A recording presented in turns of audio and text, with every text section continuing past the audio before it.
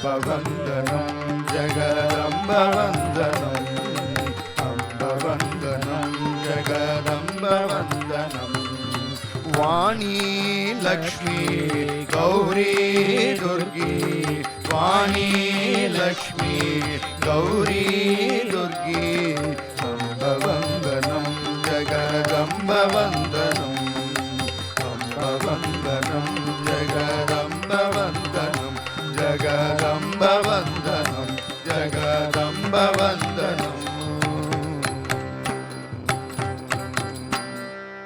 बोलो श्री श्री श्री गणपति सच्चिदानंद स्वामी जी की जय। जय लक्ष्मी माता जी की जय। श्री दत्त विजयानंद तीर्थ स्वामी जी की जय।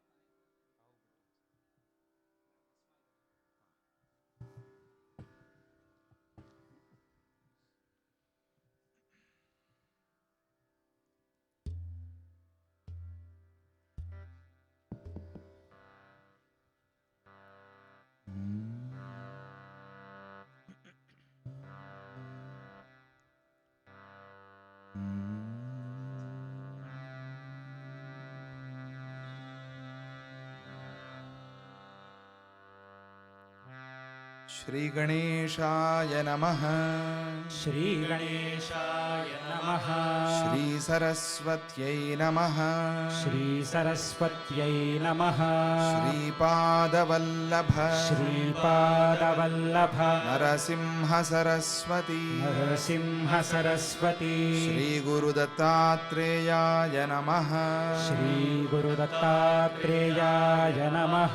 श्री गणपति सच्चिदानंद सद्गुरुभ्यो नमः। श्री गणपति सच्चिदानंद सद्गुरुभ्यो नमः। असतो मा सद्गमय असतो मा सद्गमय तमसो मा ज्योतिर्गमय तमसो मा ज्योतिर्गमय मृत्योर्मा अमृतंगमय मृत्योर्मा अमृतंगमय। ओम शांति शांति शांति। ओम शांति शांति शांति। अविकाराय शुद्धाय नित्याय परमात्मने सदैकरूपरूपाय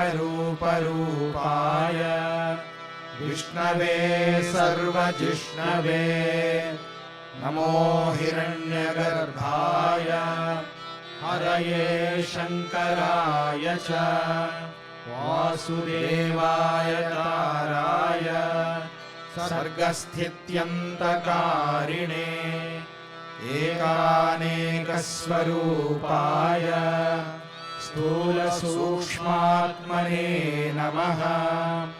अव्यक्तव्यक्तरूपाय विष्णवे मुक्तिहेतवे सर्गस्थितिविनाशानां जगतो यो जगन्मयः मूलभूतो नमस्तस्मै विष्णवे परमात्मने तत्त्वेन यश्चिदचिदीश्वर तत्स्वभाव भोगापवर्गतदुपाय गतिरुदारः सन्दर्शयन्निरमिमीतपुराणरत्नम् तस्मै नमो मुनिवराय पराशराय।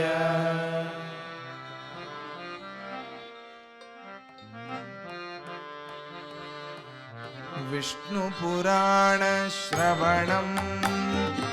भवभयहरणं करणं विष्णुपुराणश्रवणं भवभयहरणं करणं श्रीहरिपादाश्रयणं श्रीहरिपादाश्रयणं सच्चिदानन्दोदयनं सच्चिदानन्दोदयनं विष्णुपुराणश्रवणं भवभयहरणं करणं विष्णुपुराणश्रवणं भवभयहरणं करणं श्रीहरिपादाश्रयणं श्रीहरिपादाश्रयणं सच्चिदानन्दोदयनं सच्चिदानन्दोदयनं विठ्ठल विठ्ठल पाण्डुरङ्गा विठ्ठल विठ्ठल पाण्डुरङ्गा जय हरि विठ्ठल पाण्डुरङ्गा जय हरि विठ्ठल पाण्डुरङ्गा पाण्डुरङ्गा पाण्डुरङ्गा पाण्डुरङ्गा पाण्डुरङ्गा विठ्ठल विठ्ठल पाण्डुरङ्गा विठ्ठल विठ्ठल पाण्डुरङ्गा हरिनारायण हरिनारायण हरिनारायण हरिनारायण हरिनारायण गोविन्द हरिनारायण गोविन्द हरिनारायण गोविन्द हरिनारायण गोविन्द गोकुलनन्दन गोविन्द गोकुलनन्दन गोविन्द गोविन्द हरि गोविन्द गोविन्द हरि गोविन्द गोविन्द हरि गोविन्द गोविन्द हरि गोविन्द विठ्ठल विठ्ठल गोविन्द विठ्ठल विठ्ठल गोविन्द विठ्ठल विठ्ठल विठ्ठल विठ्ठल विठ्ठल विठ्ठल विठ्ठल विठ्ठल विठ्ठल विठ्ठल विठ्ठल विठ्ठल विठ्ठल विठ्ठल विठ्ठल विठ्ठल विष्णुपुराणश्रवणं भवभयहरणं करणं विष्णुपुराणश्रवणं भवभयहरणं करणं श्रीहरिपादाश्रयणं श्रीहरिपादाश्रयणं सच्चिदानन्दोदयनं सच्चिदानन्दोदयनं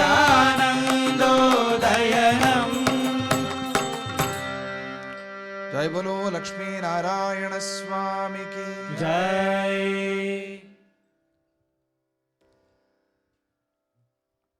ఈరోజు పూజ్య దత్తాజీ వారి ఆశీస్సులతో చండీమాత మనల్నందరినీ ప్రత్యక్షంగా అనుగ్రహించారు.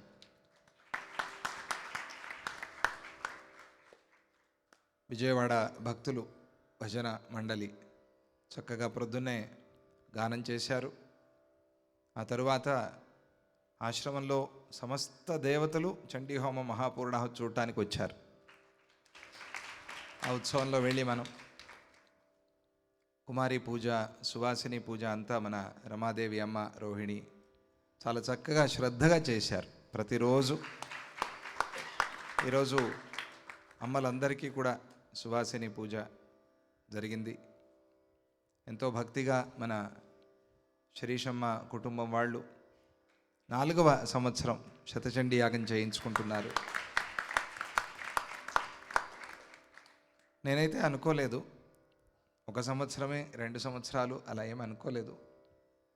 బిహెచ్ఎల్లో అయితే అయింది, ఆ తరువాత మరి అమ్మ ఇష్టం అనుకున్నాం. ఇక్కడ ప్రారంభమైంది మైసూర్లో, ఆ తర్వాత బిహెచ్ఎల్లో అయింది.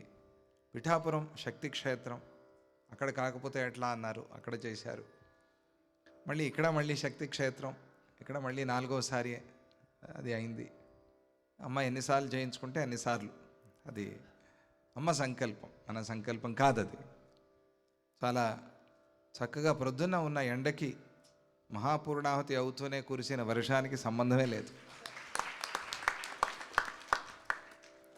అది ప్రత్యక్ష అవభృతమైంది అందరికీ కూడా. పూర్ణాహుతి అవుతూ ఉండగానే వాతావరణంలో మార్పు వచ్చింది. మనం చెప్పుకున్నాం. ఈరోజు చెప్తారు మళ్ళీ ప్రత్యేకంగా. అది సామాన్యమైన వర్షం కాదు, ఎండ ఉన్నప్పుడు కురిసే వర్షం చాలా విశేషమైంది అని. కొన్నిసార్లు అది జలరూపంగా కూడా ఉండదు, కొందరికి తెలుస్తుంది ఉన్నట్టుండి మన మీద ఏదో చినుకులు పడ్డాయనిపిస్తుంది. ఎప్పుడైనా కలిగింద అనుభవం అది? ఆ అనుభవం చాలా మంచి అనుభవం అని దాని గురించి చెప్తూ ఉన్నారు ఈరోజు. అది ఎటువంటిది? ఒక దివ్య స్నానం అది అని చెప్తూ ఉన్నారు ఈరోజు. దాని గురించి చెప్పుకోబోతూ ఉన్నాం. అక్కడ నయాగర రాగసాగర దత్తాజీ వారు 50 ఏళ్ల క్రితం అక్కడికి వెళ్ళి నయాగర స్నానం చేశారు ఆ చలిలో. ఈరోజు అందరికీ ఆ రాగసాగర అమృతంతో వర్షం చేయించారు. దాన్ని మీరందరూ కూడా మళ్ళీ మధ్యాహ్నం చూశారు, వెళ్ళారు కదా యోగ సంగీతాలో. చాలా అద్భుతమైన రాగసాగరాది, మంచి శుభం. ఈరోజు అందరము చండీమాత లోకంలో ఉన్నట్టుగా ఉన్నాం. ఎప్పటికీ అలాగే ఉండాలి, మన మనస్సులో ఎప్పుడు ఆ అమ్మలోనే నిలిచి ఉండాలి అని ప్రార్థన చేసుకోండి. అందుకే ఇటువంటి కార్యక్రమాలు మనం చేసుకునేది. అలా ఒక దీక్షగా ఒక 3 రోజులు, ఒక సప్తాహం, ఒక 10 రోజులు ఇలా మనం చేసినప్పుడు అందులో మన మనస్సు నిలుస్తుంది. నిలిచి అలా ఒక దృష్టి కేంద్రీకరించి చూస్తూ ఉన్నప్పుడు కొన్ని అనుభవాలు కలుగుతాయి. రోజు సాధన ఉపాసన చేస్తే రోజు కలుగుతాయి. అలా చేయలేని వాళ్ళు, చేయని వాళ్ళు, వారికి ఎటువంటి విశేష సందర్భాలు, అందుకోసం ఆ అనుభవం కోసం మహాపూర్ణాహుతి, ఆ మహాపూర్ణాహుతి కోసం ఇన్ని రోజులు సప్తశ్లోకి చదువుకుంటూ వచ్చారు. ఈరోజు ఆ సప్తశ్లోకి చదివితే దాని వైభవం, దాని తరంగాలు, దాని వైబ్రేషన్స్ వేరేగా అనిపిస్తాయి మీకు. ఎందుకంటే ఇన్ని రోజులు చదివి ఉన్నారు కాబట్టి అది మీకు మనసులో నిలిచి ఉంటుంది. అందుకోసమే ఇటువంటివి కార్యక్రమాలు మనం చేయాలి అని. విష్ణు సహస్రనామంలో 1000 నామాలు చెప్తే ఏదో ఒక నామంలో మనస్సు నిలిచినట్టుగా, 10 రోజులు యాగం చేస్తే ఏదో ఒక రోజు మనకి ఆ అనుభవం, ఒక క్షణం ఆ అనుభవం కలుగుతుంది. అలా ఈరోజు ఆ అనుభవాన్ని అమ్మ ఇచ్చింది. తరువాత మన రాజరాజేశ్వరి అమ్మకి అవభృతం చేసుకుని తరువాత సప్తర్షి సరోవరంలో అవభృతం చేసుకున్నాం. ఆ ఫలము మనకు మాత్రమే కాదు, యావత్ ప్రపంచానికి కూడా ఆ చండీయాగ ఫలము కలిగి లోకాలన్నీ కూడా క్షేమంగా ఉండాలి అని మనం ప్రార్థన చేద్దాం. ఇంకా విష్ణు పురాణంలో నిన్న మనము సంధ్యోపాసన వైశిష్ట్యాన్ని గురించి చెప్పుకున్నాం. చాలా ముఖ్యమైనది సంధ్యోపాసన, సూర్యోపాసన, సూర్యారాధన. అందులోనూ ఇది వైవస్వత మన్వంతరం కాబట్టి తప్పక అందరూ సూర్యారాధన చేయాలి అని కూడా మనం చెప్పుకున్నాం. ఇక ఈరోజు మనము ప్రతిరోజు చూసేటువంటి హరిసన్నిధి, అక్కడ శింశుమారమూర్తి, శిశుమార అని పిలుస్తారు, శిశుకుమార అని వేదం పిలుస్తుంది. అక్కడ కుమార బాలరూపంగా ధ్రువుడు ఉంటాడు కాబట్టి అని చాలా పేర్లు, 4-5 పేర్లు ఉన్నాయి. జ్యోతిశ్చక్రం అని కూడా పేరు దానికి. ఆ జ్యోతిశ్చక్ర నిరూపణం ఈరోజు. జ్యోతిశ్చక్రం అంటే నక్షత్రం, జ్యోతి అంటే నక్షత్రం. ఆ నక్షత్రం యొక్క చక్రం, ఆ చక్రానికి అధిపతిగా పైన ఉంటాడు ఆయన ధ్రువుడు. ఆ ఇరుసుకి పై భాగంలో ఉంటాడు దాన్ని పట్టుకుని, అటువంటి వాడే ధ్రువుడు. అందుకలా జ్యోతిశ్చక్ర శింశుమార చక్ర నిరూపణం, శింశుమార చక్రము జ్యోతిశ్చక్రం, దాని యొక్క నిరూపణం అనేటువంటి ఘట్టాన్ని ఈరోజు మనకి తెలుపబోతూ ఉన్నారు. తారామయం భగవతః శింశుమారాకృతి ప్రభోః దివి రూపం హరేర్యత్తు తస్య పుచ్ఛే స్థితో ధ్రువః. ఇది తారామయం భగవతః. తారలు అంటే తెలుసు కదా, నక్షత్రాలు. నక్షత్రమయంగా ఉండేటువంటి భగవత్ స్వరూపము అది. సూర్యుడి కన్నా పైన నక్షత్రాలు, సూర్యుడికి పైన. ఇది మన మహర్షులు ఎప్పుడో చెప్పారు, నక్షత్రాలు చాలా దూరంగా ఉంటాయి అని. అందుకని పైన, అది అన్నిటికన్నా పైన, పైన ఉండేటువంటి నక్షత్రాలు. ఆ నక్షత్రాల తర్వాత ధ్రువుడు, దాన్నే చెప్తూ ఉన్నారు. భగవంతుడి యొక్క ఇది తారామయమైన రూపము, అది నక్షత్ర స్వరూపం. అందుకనే నక్షత్రహారతి అని మనం చేసేది. వెంకటేశ్వర స్వామికి నవరాత్రుల్లో నవావరణార్చన అంతా అయిన తర్వాత దత్తాజీ వారు నక్షత్రహారతి అని చూపెడతారు. నక్షత్రాలు 27 నక్షత్రాలు, 28వ నక్షత్రం అభిజిన్నామ నక్షత్రం. దాన్ని కూడా కలిపి అది పైన ఉంటుంది. వీటన్నిటినీ కూడా చూపించటం, అన్ని నక్షత్ర గ్రహ దోషాలు అన్నీ కూడా పరిహారం అవుతాయి. అలా అది ఒక రాశిలాగా కనిపిస్తుంది మనకి, ఇంత నక్షత్రాలు రాశిపోసినట్టుగా. ఇది తారామయమైన స్వరూపం, భగవంతుడి యొక్క నక్షత్ర స్వరూపం. ఇది ఎట్లా ఉంటుంది అంటే శింశుమారాకృతి ప్రభోహో, మొత్తం కలిపితే ఒక శింశుమారాకారంలో ఉంటుంది. శింశుమారం అంటే ఒక పెద్ద తేలు అని అర్థం, లేదా ఒక పెద్ద మొసలి అని 2 అర్థాలు ఉన్నాయి. అంటే తేలుకి తోక ఉంటుంది, మొసలికి తోక ఉంటుంది. కానీ పెద్ద తేలైతే అది మొసలిలాగా ఉంటుంది, 2 అభిప్రాయాలు. అది శింశుమారాకారంలో ఉంటుంది మొత్తం అంతా కలిపితే. ఒక్కొక్క నక్షత్రానికి ఒక్కొక్క రూపం.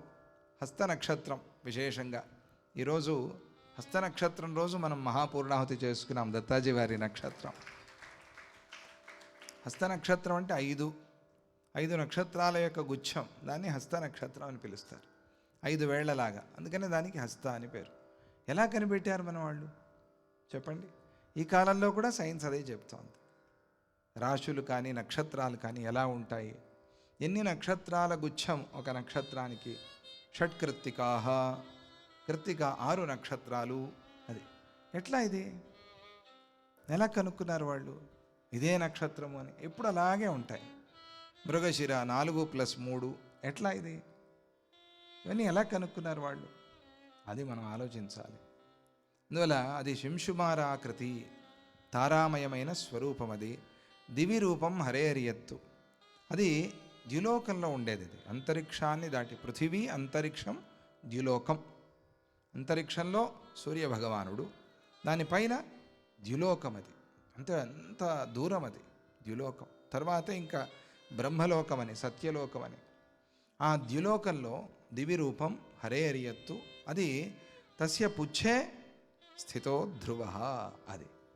అది ఆయన అని కాదు, మళ్ళీ శింశుమారమే ఆయనకు ఆ తర్వాత చెప్తారు. శింశుమారాకృతి, అది ఒక ఆకారం ఉంది కదా, అది కూడా మహావిష్ణువుదే. దాని పుచ్చములో, దాని తోకలో ధ్రువుడున్నాడు అని ఇక్కడ చూశారు కదా మీరు. శింశుమార విగ్రహం ముందుంది హరి సన్నిధిలో, పుచ్చము పైన ధ్రువుడు. ధ్రువుడికి చంద్రము, అది వేరే. అది ఆ చంద్రుడు ఏమిటి, చంద్రుడు ఇక్కడుంటే అక్కడ చెప్తున్నారే, అది సోముడు. అది వేరే, చంద్రలోకం అది వేరే. ఈ చంద్రగ్రహము ఇది వేరే. అది ఒక, ఆ లోకం అంటారే చంద్రలోకానికి వెళ్తారని, అది వేదంలో చెప్పేది. చంద్రలోకానికి వెళ్తారు అంటే అది అర్థం. అక్కడ ఆ ధ్రువుడికి శిరస్సున చంద్రుడు ఉన్నాడు. శిశుమారాకృతి ప్రోక్తం, శిశుమారము శింశుమారం 2. యద్రూపం జ్యోతిషాం దివి, జ్యోతిష్సుల యొక్క నక్షత్రాల యొక్క ఏ రూపమైతే శిశుమారాకారంలో ఉందో, శింశుమారాకారంలో, నారాయణ పరం ధామ్నాం తస్యాధార స్వయం హృది. అది ఇక దాని హృదయంలో నారాయణుడు నాడు. అది అర్థం చేసుకోవాల్సింది. శింశుమారము యొక్క హృదయంలో నారాయణుడు నాడు. ఎవరి హృదయంలో భగవంతుడు ఉంటాడో, ఎవరిని మనం హృదయంలో పెట్టుకుంటామో వాళ్ళమే మనం అయిపోయినట్టు లెక్క. ఎవరు మన హృదయంలో ఉన్నారో వారే వీరు అని, వీరే వారు, దొందు దొందే అని.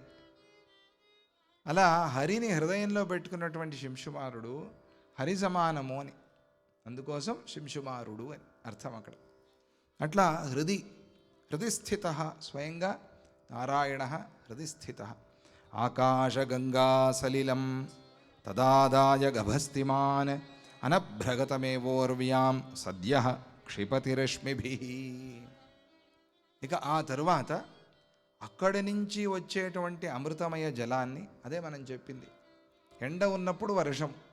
అది ఎట్లా వస్తుంది? అది వర్షం కురిస్తేనే వర్షమని కాదు, మనం ఒక భావన చేస్తే శరీరమే చల్లగా అయిపోయినట్టుగా ఉంటుంది. యోగం, ధారణ, హిమాలయ ధారణ, హృదయంలో ధారణ చెప్పారు కదా మనకి యోగా సూత్రాల్లో, పతంజలి యోగ సూత్రాల్లో. అక్కడ ధారణ విషయంలో మీరు హిమాలయం ధారణ చేయండి. మనస్సులో హిమాలయం ధారణ చేస్తే అట్లా చల్లగా అయిపోతుంది శరీరం. కొన్ని జ్వరాలు తగ్గటానికి ఈ ఉపాయాన్ని చెప్పారు. దాని ఫలంగా దాని విభూతి అది అని చెప్పారు అక్కడ వ్యాస భాష్యంలో యోగ సూత్రాలకి. ఇక్కడ ఆకాశగంగా సలీలం, నిన్న గంగ వచ్చింది అని చెప్పుకున్నాం కదా, ఆ ఆకాశగంగ యొక్క నీళ్ళని తదాదాయ గభస్తిమాన్, ఆయనకి ఇక్కడ నీళ్లు ఉంటేనే అవసరం లేదు, ఆయనకి భూమిలో నీళ్లు తీసుకుని మళ్ళీ భూమి మీద కురిపించేది ఉంటే తీసుకుంటాడు, లేకపోతే కూడా సూర్యుడు కురిపిస్తాడు మేఘాలు తయారు చేసి. ఎట్లా? ఆకాశగంగా నీళ్లు తీసుకుంటాడు. ఆ ఆకాశగంగా నీళ్ళు ఎక్కడి నుంచి వస్తాయి? శంశుమారమూర్తి నుంచి వస్తాయి, ధ్రువుడి నుంచి వస్తాయి. ఆకాశగంగా సలిలం తదాదాయ గభస్తిమాన్ అనభ్రగతమేవోర్వ్యాం. ఆయనకి ఏమి చూడండి, అనభ్రగతం, అభ్రం మేఘో వారివాహ, అభ్రం అంటే మేఘం, మేఘాలతో పని లేదు ఆయనకి. అనభ్రగత, మేఘాలతో సంబంధం లేకుండా భూమి మీద సూర్యుడు వర్షము కురిపించగలడు. గుర్తుపెట్టుకోండి, ఇది ఎంత సైన్స్ ఇది. మేఘాలు లేకుండా కురిపిస్తాడు. మేఘాలు లేకుండా కురిసింది వర్షం. ఎట్లా కురిసింది? మనకు మేఘాల వర్షమే తెలుసు, మేఘాలు లేని వర్షం. ఎంత సైన్స్ చూడండి, అది జరుగుతోంది. అది అంటే అక్కడ కరిగేటువంటి తేమ, మాయిశ్చర్, ఇదంతా కూడా సూర్యుడు కురిపించే వర్షమే. అనభ్రగతమేవోర్వ్యాం సద్య క్షిపతి రశ్మిభి. ఎట్లా? రశ్మిభి, సూర్యుడు కిరణాల ద్వారా వర్షము కురిపిస్తాడు. జై బలో సూర్య భగవానకి జై. సూర్యుడి ముందు మనం ఉన్నప్పుడు మన మీద సూర్య కిరణాల ద్వారా కురిసేటువంటి వర్షము ఆకాశగంగా వర్షము. అది ఆకాశగంగా వర్షాన్ని మన మీద కురిపిస్తాడు. తస్య సంస్పర్శ నిర్ధూత పాప పంకో ద్విజోత్తమ. సూర్యకిరణాలు తగలటం వల్ల ఎన్నో రకాల దోషాలు పాపాలు పోతాయి. తస్య సంస్పర్శ నిర్ధూత పాప పంక ద్విజోత్తమ. ఆ సంస్పర్శ కావాలి మనకి, సూర్యకిరణ సంస్పర్శ కావాలి, దాంతో ఎన్నో పాపాలు పోతాయి. ఇక నయాతి నరకం మర్త్యో, దాన్ని ఏమంటారు? దివ్యస్నానం హితత్స్మృతం. అది దివ్య స్నానమయ్యా. అది సూర్యరశ్మితో మనము చేసే స్నానము దివ్య స్నానం. అది ఈరోజు మనం చేసామే ఉత్సవంలో వెళ్ళేప్పుడు వచ్చేప్పుడు, అది దివ్య స్నానం. అది మనం చేసింది. ఇది వేరే, మనం ట్యాప్ తిప్పుకుని చేసేది వేరే. అది దివ్య స్నానం. అది ఎందుకంటే ద్యులోకం నుంచి వచ్చిన నీళ్లతో మనం స్నానం చేస్తున్నాం, అందుకనే అది దివ్య స్నానం. ఒక్కసారి సూర్యుడు పూర్తిగా ప్రదక్షిణ చేస్తే శరీరం అంతా తడిపేశాడు ఆయన, శరీరం అంతా స్నానం అయిపోయింది. అదే దివ్య స్నానం. అది దివ్య స్నానం హి తత్స్మృతం. రకరకాల స్నానాలు ఉన్నాయి, మృత్తికా స్నానము, జలస్నానము, అగ్నిస్నానము, దివ్య స్నానం. ప్రతి సంవత్సరము దత్తాజీ వారి శివరాత్రిలో చేసేది అగ్నిస్నానము.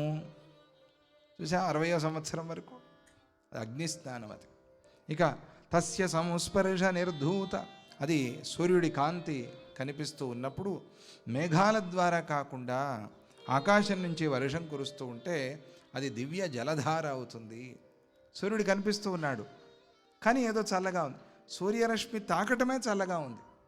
అందరికీ కలగదండి అనుభవం, కొందరికే కలుగుతుందిట. సూర్యరశ్మి తగిలినప్పుడు చల్లగా అనిపించిందంటే దివ్య స్నానం చేశాంరా అని అనుకోవాలి. సూర్యరశ్మి తగిలితే కాలిపోతుంది కదా శరీరము, కొన్నిసార్లు చల్లగా అనిపిస్తుంది.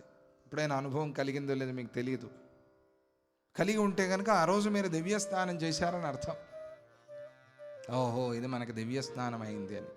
ఆ వర్షము సూర్యకిరణాల ద్వారా ఆకాశగంగా జలమే చిమ్మబడుతోంది, మన మీద ఆకాశగంగా ప్రోక్షణ అవుతోంది. సూర్యకిరణాలు చల్లగా ఉండటం అంటే ఏమిటి విచిత్రం. అది ఎట్లా, ఎప్పుడు అన్నిసార్లు కాదుట.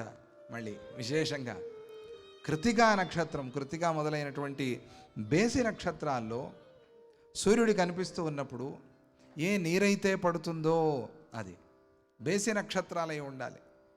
కృతికా బేసి నక్షత్రం. ఈ బేసి నక్షత్రాల్లో సూర్యుడు కనిపిస్తూ ఉన్నప్పుడు నీరు పడినట్టుగా ఉండటం. కృత్తిక ప్రథమ నక్షత్రం. ఏది మన శాస్త్రాల ప్రకారం కృత్తికా నక్షత్రం అగ్నిర్దేవత అగ్నే కృత్తికా. అశ్విని భరణి కాదు మనకి, కృత్తిక. అందువల్ల ఇటువంటి ఈ బేసి నక్షత్రాల్లో, కృత్తికాది బేసి నక్షత్రాల్లో సూర్యుడు కనిపిస్తూ ఉన్నప్పుడు ఏ నీరైతే వచ్చి మీద పడుతుందో ఆ నీరు దిగ్గజాలు విడిచిపెట్టిన ఆకాశ గంగా జలము అని భావించాలి. అది ఇక రోహిణి మొదలైనటువంటి సరి నక్షత్రాల్లో ఆకాశంలో సూర్యుడు కనిపిస్తూ ఉన్నప్పుడు సూర్యకిరణాల ద్వారా పడేటువంటి నీరు గంగ నీరు. అది గంగాజలం. అది ఆకాశగంగ కాదు, ఇది గంగాజలం. అంటే రెండు స్నానాలు దివ్య స్నానాలే. ఆకాశగంగా జలమేమో కృత్తికాది నక్షత్రాల్లో, ఇదేమో గంగాది స్నానంలాగా. ఇలా రెండిటికి కూడా విశేషంగా చెప్పారు. ఉభయం పుణ్యమత్యర్థం.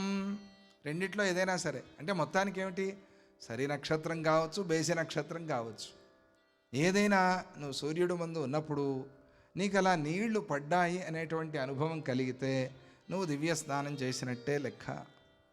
ఉభయం పుణ్యమత్యర్థం దృణాం పాపాపహం ద్విజ ఆకాశ గంగా సలిలం దివ్యస్నానం మహామునే. ఇది మొత్తానికి దివ్యస్నానం ఉభయం, ఎటువంటి నక్షత్రంలో అయినా సరే. ఆధారభూత సవితు ధ్రువో మునివరోత్తమ ధ్రువస్య శిశుమారోసౌ సోపి నారాయణాశ్రయ.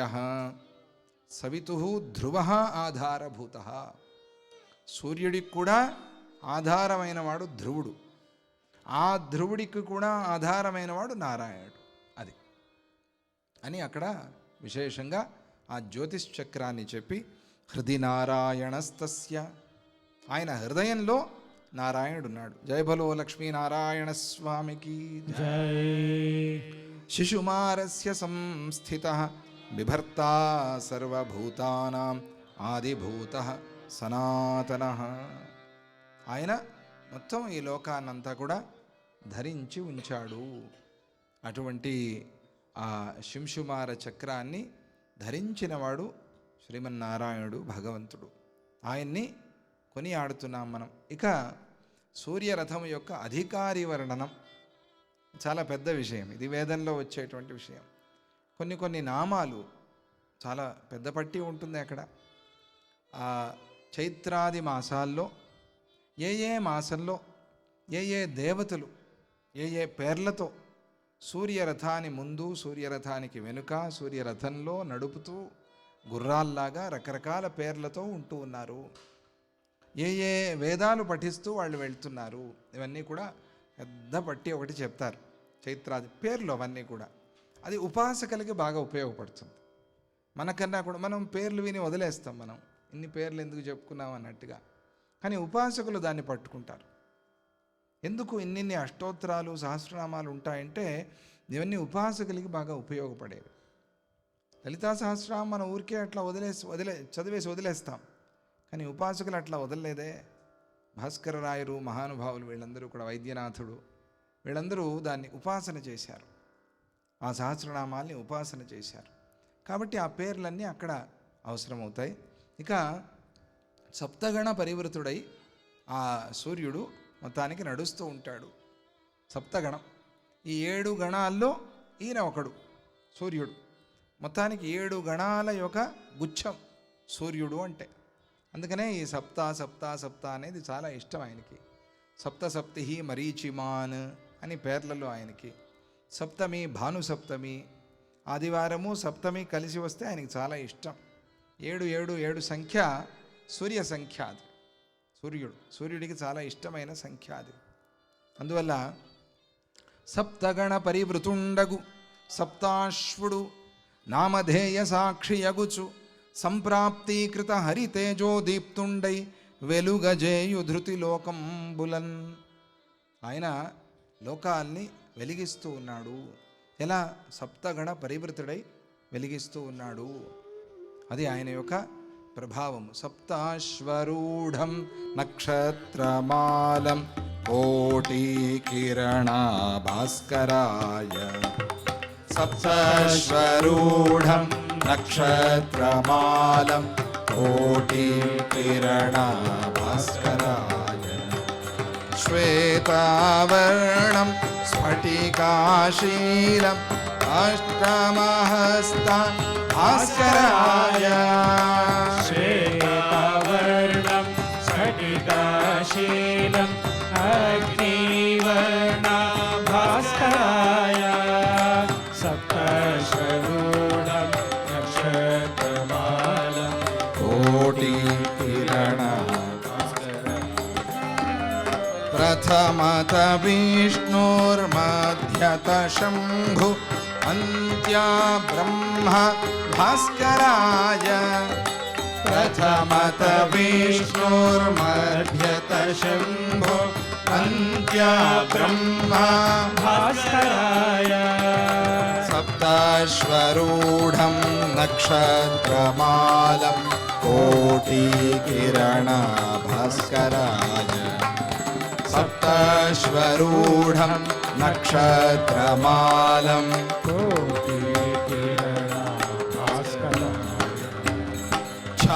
छायालोलं चन्द्रफालं गगनसञ्चारि भास्कराय छायालोलं चन्द्रपालं गगनसञ्चारि भास्कराय सप्तश्वरूढं नक्षत्रमालं कोटिकिरणभास्कराय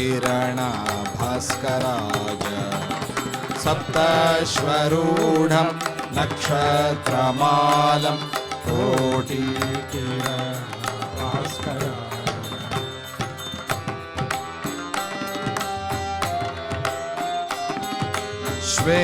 श्वेताराधं पूर्णाराधम् अष्टमहस्ता भास्कराय श्वेताराधं पूर्णाराधं अष्टमहस्ता भास्कराय सप्तश्वरूढं नक्षत्रमालं कोटिकिरणभास्कराय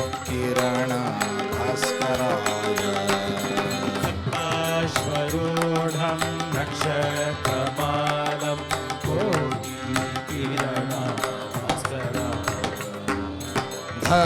भगज्वालं दग्धज्वालं प्रज्वालाङ्कृतभास्कराय भगज्वालं दग्धज्वालं प्रज्वालाङ्कृतभास्कराय सप्तश्वरूढं नक्षत्रमालं कोटिकिरणभास्कराय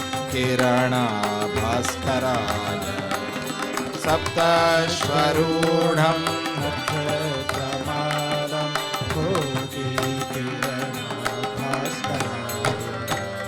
शोणवस्त्रं सच्चिदानन्दं सच्चिदानन्द भास्कराय श्वेतावस्त्रं सच्चिदानन्दं सच्चिदानन्द भास्कराय हरि सप्तश्वरूढं नक्षत्रमालं कोटिकिरणभास्कराय सप्तश्वरूढं नक्षत्रमालं कोटिकिरणभास्कराय सप्तश्वरूढं नक्षत्रमालं कोटिकिरणभास्कराय सप्तश्वरूढं नक्षत्रमालं कोटिकिरणभास्कराय सप्तश्वरूढं नक्षत्रमालं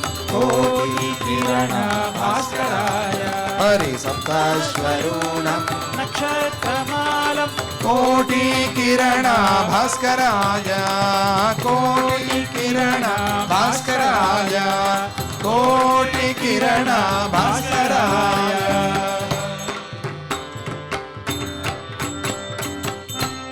जय बोलो सूर्य नारायण स्वामी की जय नोदेता नास्तमेता च कदाचित् शक्तिरूपधृक् మనం ముందే అనుకున్నట్టుగా ఆయన ఉదయించేవాడు కాదు, అస్తమించేవాడు కాదు, కానీ శక్తి స్వరూపంగా ఉంటాడు.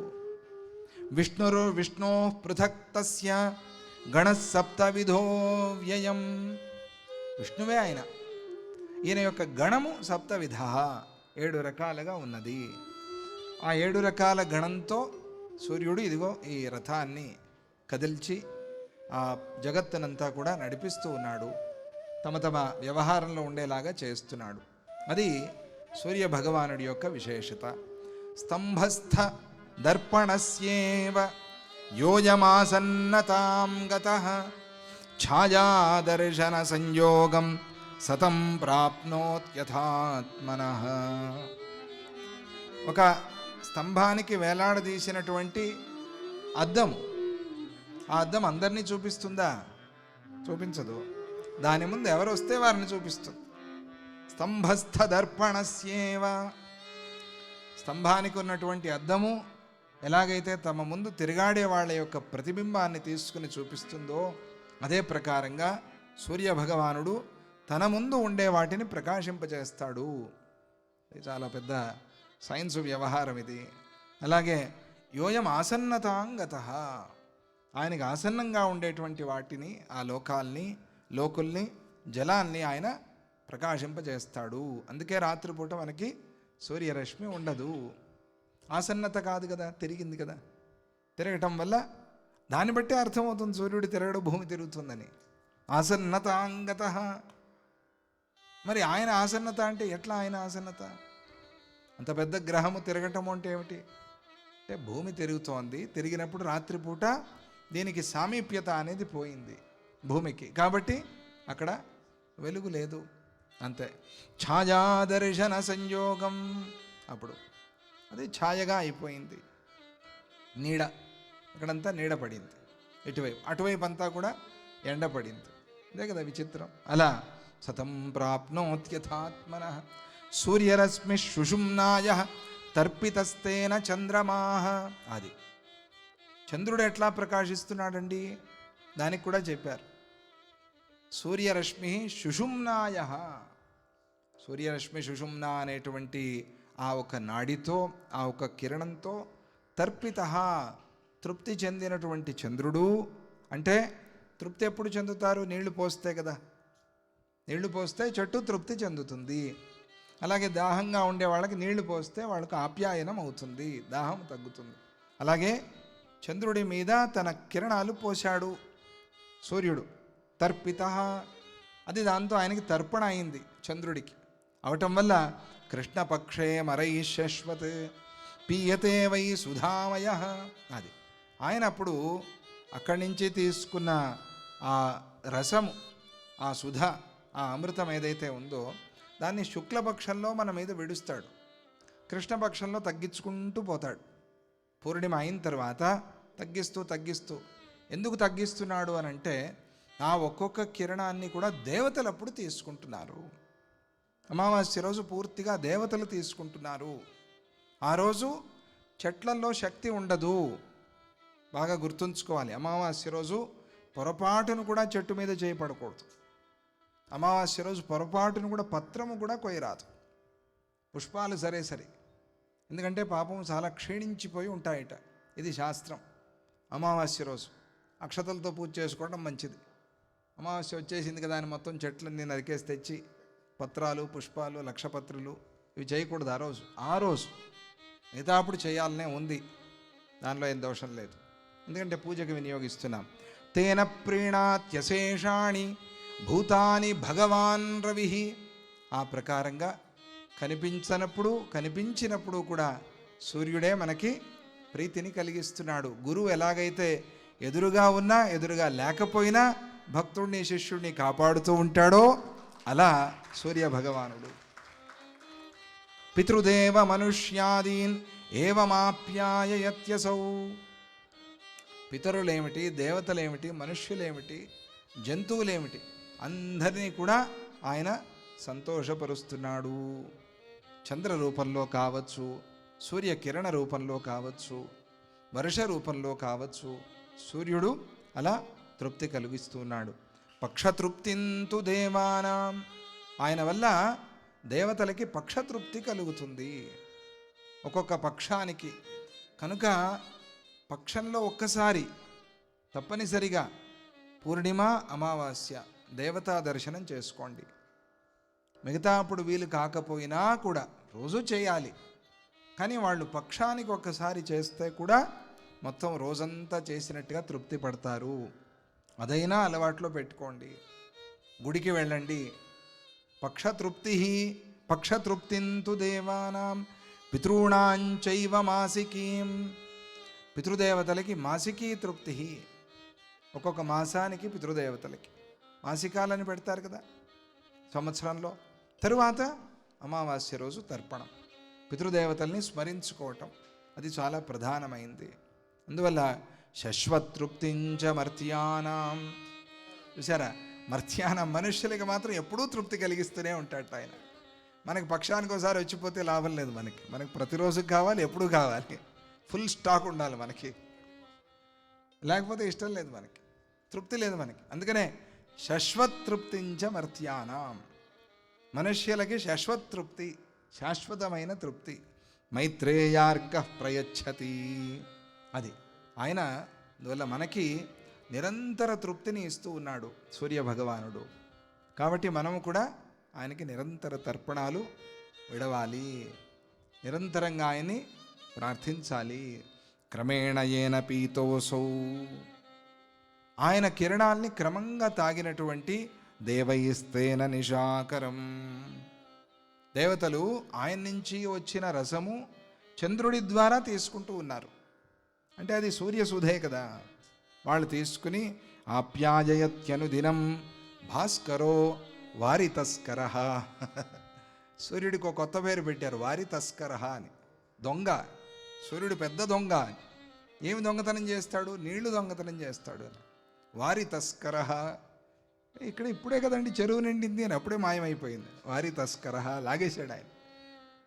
ఆయన గుణం అది, సూర్యుడి యొక్క పేరు అది, వారితస్కర. తస్కరేభ్యో నమో నమః, శివుడికి పేరు.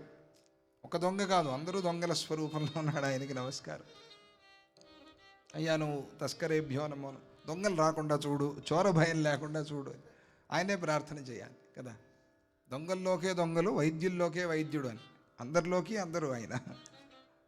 అటువంటి వాడు తస్కరేభ్యో నమో నమః. వారి తస్కర, ఇటువంటి సూర్యుడు ఆప్యాయేతి అనుదినం, అందరినీ ఆప్యాయనం చేస్తున్నాడు, అందరినీ ఆనందపరుస్తున్నాడు, తృప్తిపరుస్తున్నాడు. సంభృతం చార్ధమాసేన తత్సోమస్థం సుధామృతం, అర్ధమాసేన పక్షంలో ఆ సుధామృతాన్ని సోమస్థం సూర్యుడిలో పెడుతున్నాడు. పిబంతి దేవా మైత్రేయ సుధాహారాయతో మరాహ, వారు పాపం వేరే వాళ్ళకి ఆహారం లేదు మనలాగా, సూపర్ మార్కెట్ లేదు వాళ్ళకి, ఒకటే ఉండేది వాళ్ళకి. మాల్ కానీ సూపర్ మార్కెట్ కానీ కిరాణా కొట్టు కానీ అంతా ఒకటే, చంద్రుడు. సోమసూర్యులు అని, అగ్నిశోమౌ అని గీతా భాష్యంలో వస్తుంది అగ్నిశోముల విషయం. ఆ అగ్నిశోములు ఇద్దరే, అగ్ని అంటే సూర్యుడు, సోముడు అంటే చంద్రుడు. వీళ్ళిద్దరి నుంచే వాళ్ళు పాపం ఆహారం తీసుకునేది. వాళ్ళకి అందుకనే పిబంతి దేవా మైత్రేయ సుధాహారాహ, వాళ్ళకి వేరే ఆహారం లేదు, సుధాహారాహ, వాళ్ళకి అదే ఆహారం. యతో మరాహ, అమరాహ దేవతలు సుధాహారాహ. కాబట్టి ఇదంతా ఒక సైకిల్ లాగా కనిపించట్లేదా మీకు? ఒక చక్రంలాగా మనం చేసే తర్పణ, ఈ తర్పణం నుంచి వాళ్ళకి వెళ్ళేటువంటి శక్తి, దాని నుంచి ఆ దేవతలు తీసుకునేది, మళ్ళీ తిరిగి మనకిచ్చేది, ఇదంతా ఒక ఎంత బయో సైకిల్ లాగా లేదా? ప్రపంచాన్ని, సృష్టిని నిలబెట్టడానికి, బ్యాలెన్స్ చేయడానికి. ఏవం ప్రవర్తితం చక్రం నానువర్తయతి హయః అఘాయురింద్రియారామః మోఘం పార్థ సజీవతి. వాడు పాపమే జీవిస్తున్నాడు, వాడి జీవనే పాపం అయిపోతుంది ఇది చేయకపోతే అని భగవంతుడు చెప్పలా. కాబట్టి ఇవన్నీ మనకి కర్మలు ఉన్నాయి. ఈ కర్మలన్నీ కూడా భగవంతుడికి సంబంధించినవే కర్మలు. ఇవన్నీ మనకెందుకులే, కళ్ళు మూసుకుని కూర్చుంటే చాలు అనే స్థితికి వెళ్తే ఎలాగో నువ్వు కూర్చుంటావు. ఇప్పుడు ఎవరు నేను లేపరు. ధ్యానానికి నువ్వు చెప్పకుండా చెప్తే వెళ్తావా? ఏమంటే ఉండండి ఒక్క నిమిషం ధ్యానానికి వెళ్ళొస్తాను అనటానికి అవుతుందా? అవ్వదు కదా. ఎరా నువ్వు ఒక 2 నిమిషాలు ధ్యానానికి వెళ్ళరా అని ఎవరైనా చెప్తే వెళ్ళరండి. సినిమా థియేటర్కి వెళ్ళినట్టుగా అవ్వదు కదా, అవుతుందా? ఉండండి మా అమ్మ చెప్పింది వెళ్ళొస్తానని, లేకపోతే మా పిన్నమ్మ చెప్పింది పోయేస్తాను అంటానికి అవుతుందా? లేదు. ధ్యానం వస్తే తానే వెళ్తారు. కాబట్టి ఆ ధ్యాన సిద్ధి అనేది సహజం. అది వచ్చేంత వరకు ఈ కర్మయోగం అనేది చెయ్యాలి. లేకపోతే ఎట్లా? చేస్తేనే కదా బ్యాలెన్స్ అయ్యేది. వచ్చింది నువ్వు, పైగా కర్మభూమి మనది, భారత భూమి, చేయాలి. అందుకనే అక్కడ అమావాస్య రోజు తెలుగులో మంచి పద్యం ఒకటి చెప్పారు చూడండి. అమవసనాడు చంద్రుడు లతావళియందు వసించి మ్రాకులందమృతము నుంచి సూర్యగతుడై చనుగావున ఎవ్వడేని పత్రము కొనగోర గిల్లినను. పోయక్కర్లేదుట, ఊరికే గిల్లితే కూడా పత్రాన్ని ఊరికే ఇట్లా గిల్లామనుకో కోపం వచ్చేస్తుంది ఆయనకి. అమావాస్య రోజు వీడొచ్చి పత్రం గిల్లాడరా అని. పత్రము గిల్లినను బ్రాహ్మణ హత్యయునర్చినట్టి పాపమున అధోగతింబడి విపద్దశనందుననేక కాలముల్. నువ్వు క్రితం రోజే చతుర్దశికి కోసి పెట్టుకోవాలి. అమావాస్య పూజ అంటే ఫ్రిడ్జ్లో పెట్టుకోవాలి. ఉన్నాయిగా ఇప్పుడు, పర్వాలేదు నీకు. ఇప్పుడు బిల్వమేమి అంత ఎండిపోయేదేం కాదు. ఒకవేళ ఎండినా ఇబ్బంది లేదు. తులసికి బిల్వానికి ఎండినా ఇబ్బంది లేదు. నిర్మాల్యమే ఇబ్బంది లేదంటే ఇంకా ఎండితే ఏముందండి? నువ్వు నీకు ఒక ఫీలింగ్, అదో అహంకారమే, ఎండిన ఆకులు నేను పూజ చేస్తానా అని. అది నీ దురహంకారం. దానికి ఏం చేయడానికి అవుతుంది? చేయొచ్చు. వాళ్ళకేం అట్లా అంతా ఏం లేదు. ఒక పత్రమైనా ఏది విరిగిపోయిన ఆకు కూడా ఇబ్బంది లేదు. బిల్వము తులసి విరిగినా ఇబ్బంది లేదు. కానీ అమావాస్య రోజు మాత్రం గిల్లినను అనే, ఇంకేం చెప్పాలి, కొనగోర గిల్లినను. ఊరికే అట్లా తమాషాగా ఇట్లా గిల్లితే కూడా అది అంత అపరాధం అయిపోతుంది. ఇవన్నీ పాటించాలి, ఇవన్నీ నియమాలు. అందువల్ల తైలపీడా యథా చక్రం భ్రమంతో భ్రామయంతి వై తథా భ్రమంతి జ్యోతింషి వాతావిద్ధాని సర్వశః. ఇది మనం అనుకున్నామే మరుద్గణము అని. ఒక్కొక్క వాయువు ఒక్కొక్క పని చేయడానికి 49 మంది వాయువుల్ని తయారు చేశాడు మరుద్గణం. వాళ్ళు జ్యోతిశ్చక్రాన్ని, జ్యోతింషి నక్షత్రాల్ని కదల్చడానికి వాయువు. టిపి టిపి టిపి టిపి అంటూ ఉంటాయి నక్షత్రాలు. గ్రహాలు అనవట్ల, గ్రహాలు ఇలాగే నిలిచి ఉంటాయి. గ్రహాల యొక్క కాంతి ఇలా ఇలా ఇలా ఇలా బ్లింక్ అయ్యేది కాదు, అది అట్లా ఉంటుంది అది. కానీ నక్షత్రం అయితే ఇట్లా ఇట్లా ఇట్లా ఇట్లా. అదేమిటి? గాలి, వాతం. అందుకనే తథా భ్రమంతి జ్యోతింషి తైలపీడా యథా చక్రం. ఈ తైలము తిప్పేటప్పుడు గానుగా ఎట్లా అయితే తిరుగుతూ ఉంటుందో తిరిగినట్టుగా ఇది ఈ వాతము తిరుగుతూ ఉంటుంది, గాలి. ఆ గాలి వల్ల అక్కడ కూడా గాలి లేకపోతే అది పని చేయదు. సూర్యగ్రహమే కానీ నక్షత్రాలే కానీ గాలి లేకపోతే అది పని చేయదు. అది గ్యాస్ అక్కడ కావాలి, అది ఉండి తీరాలి. వాతావిద్ధాని సర్వశః చక్రధరునాజ్ఞజ్యోతిశ్చక్రం బీరీతి తైల చక్రము గతి నిర్వక్రముగా తిరుగుచుండునను క్రమమున ఆ సమీరణుని వశగతులన్. ఆ సమీరణుడు ఆ వాయుదేవుడి యొక్క వశగతులన్. చూడండి, వాయువు అంతవరకు వ్యాపించి పనులు చేస్తున్నాడు ఆయన. ఒక్కొక్క గణము, ఒక్కొక్క సప్తగణాలే వాయువులో కూడా 7నే మళ్ళీ విభాగం చేశాడు కదా, 7 ఏళ్ల విభాగం చేశాడు.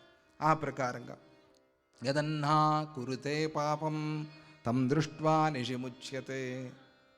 నువ్వు ఏ పూట చేసిన పాపము ఆ పూట కడుక్కోవాలి అని అంటే గనక సూర్య ఉపాసన చెయ్యి. ఆ పూట నీకు ఆ పాపము పోతుంది. ప్రత్యక్షంగా అగ్ని ఉపాసన, అగ్నిలోనే సూర్యుడిని చూసుకుని ఉపాసన చెయ్యి, దానితో పాపమంతా పోతుంది. యావంత్యశ్చైవ తారాస్తాః శిశుమారాశ్రితాదివి తావంత్యేవ తు వర్షాణి జీవత్యభ్యధికాని చ. ఇక ఇలా ఉపాసన చేసిన వాళ్ళకి అఖండమైన అనంతమైన ఆయుస్సుని భగవంతుడు ఇస్తున్నాడు. సాధన చేయడానికి కావలసినటువంటి ఆయుస్సుని తావంత్యేవ తు వర్షాణి జీవత్యభ్యధికాని చ. ఎన్ని నువ్వు రోజులు, ఎన్ని సంవత్సరాలు నువ్వు ఉపాసన చేశావో అన్నన్ని సంవత్సరాల ఆయుస్సుని నీకు భగవంతుడు పెంచుతూ ఉన్నాడు. అది దాని ఫలం. చూసారా, ఉపాసన ఊరికే పోదు అని. జ్యోతిశ్చక్రమునందు తానధిక తేజోయుక్తమై లోక విఖ్యాతించెందిన శింశుమార మునరంగా అనర్థి నిన్వారతి ప్రీతిన్ రాత్రులు చూతురా ఘనులు కారే సార్వకాలంబు నిర్ధూతానేక కళంకులౌదురు మహాత్ముల్వారి వర్ణింపగన్. ఇది ఒక జ్యోతిశ్చక్రం.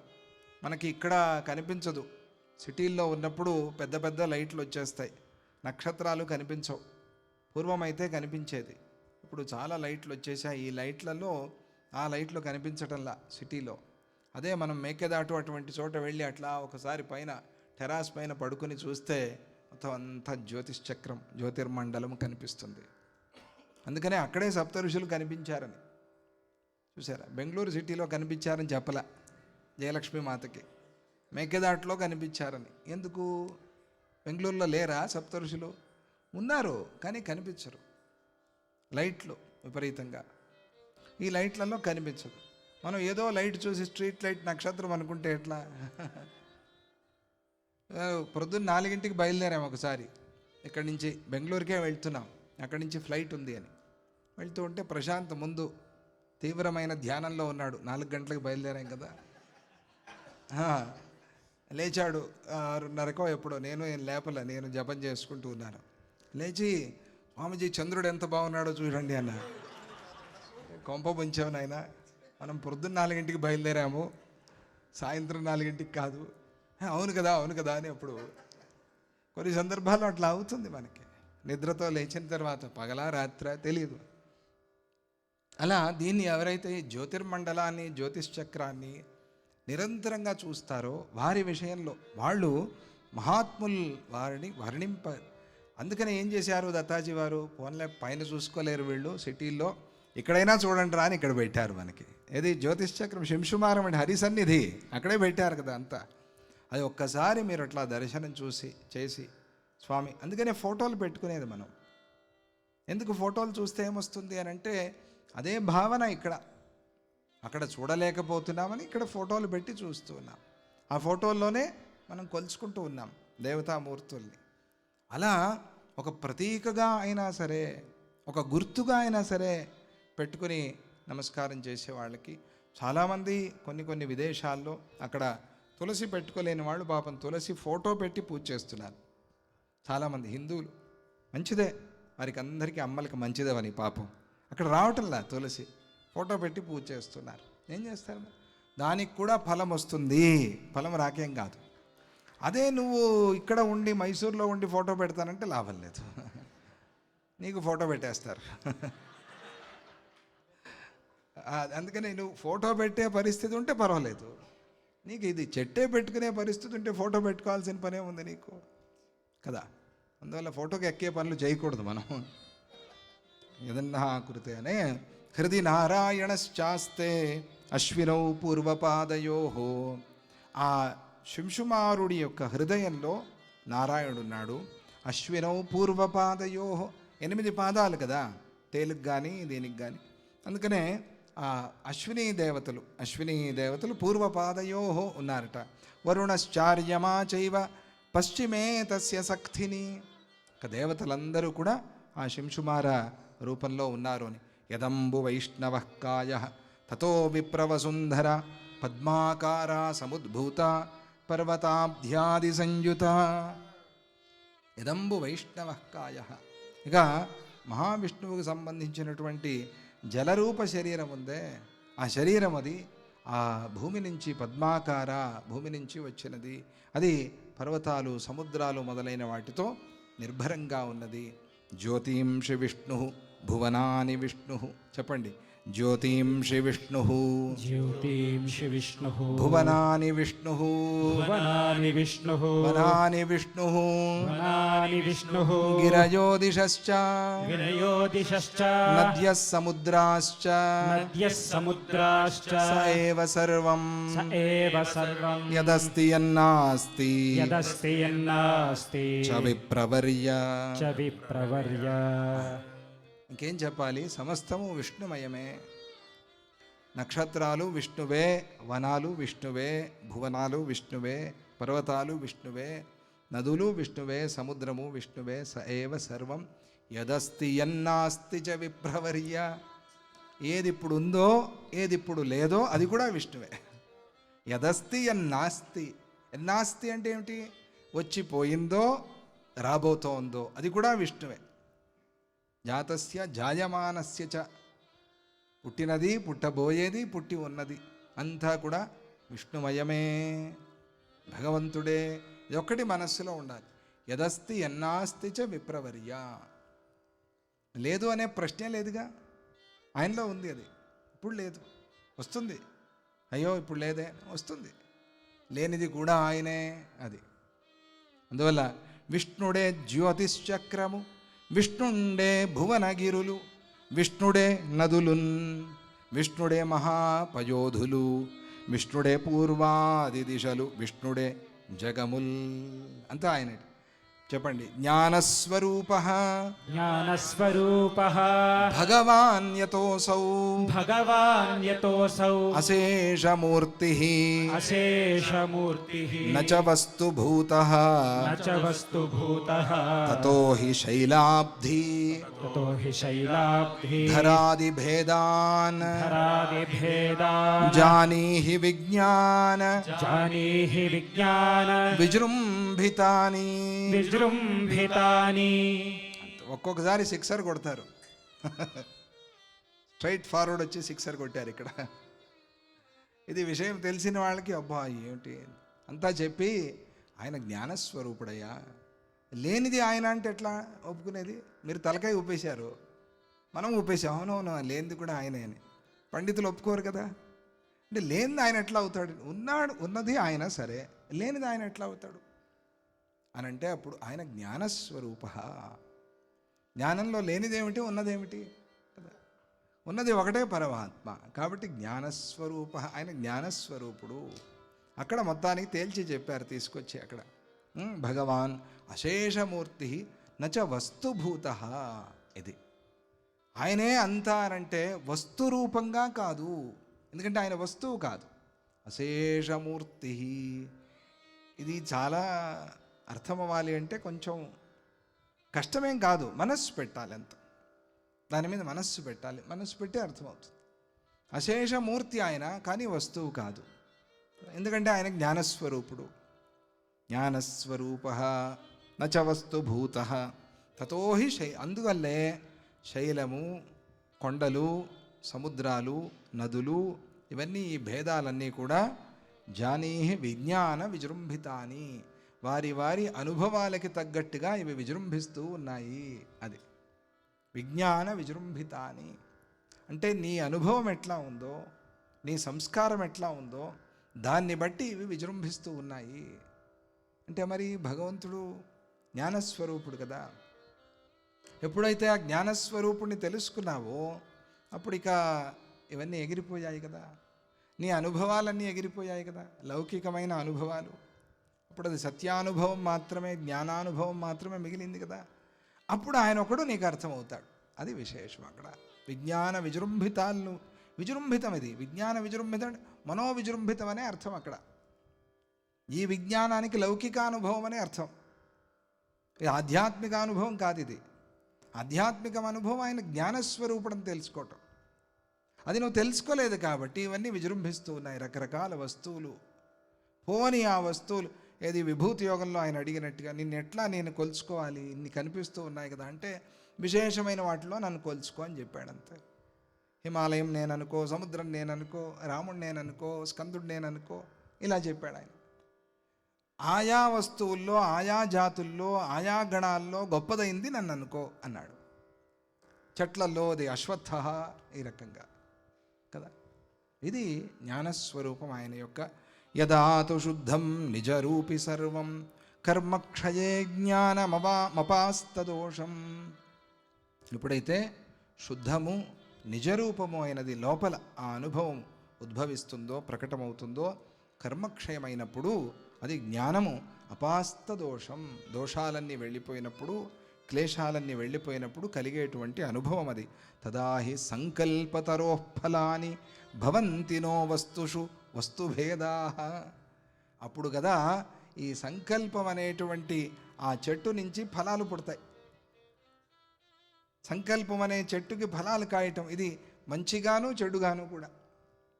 సంకల్పం అనే చెట్టుకి ఫలాలు వచ్చాయి కాబట్టి ఈ ప్రపంచం అంతా. నువ్వు జ్ఞాన సంకల్పం చేసి ఆ చెట్టుకి ఫలాలు కాస్తే భగవంతుడే. అది ఒకటే ఫలం, ఏకాంబరేశ్వరుడు. అది చెట్టే కానీ ఏకాంబరేశ్వర.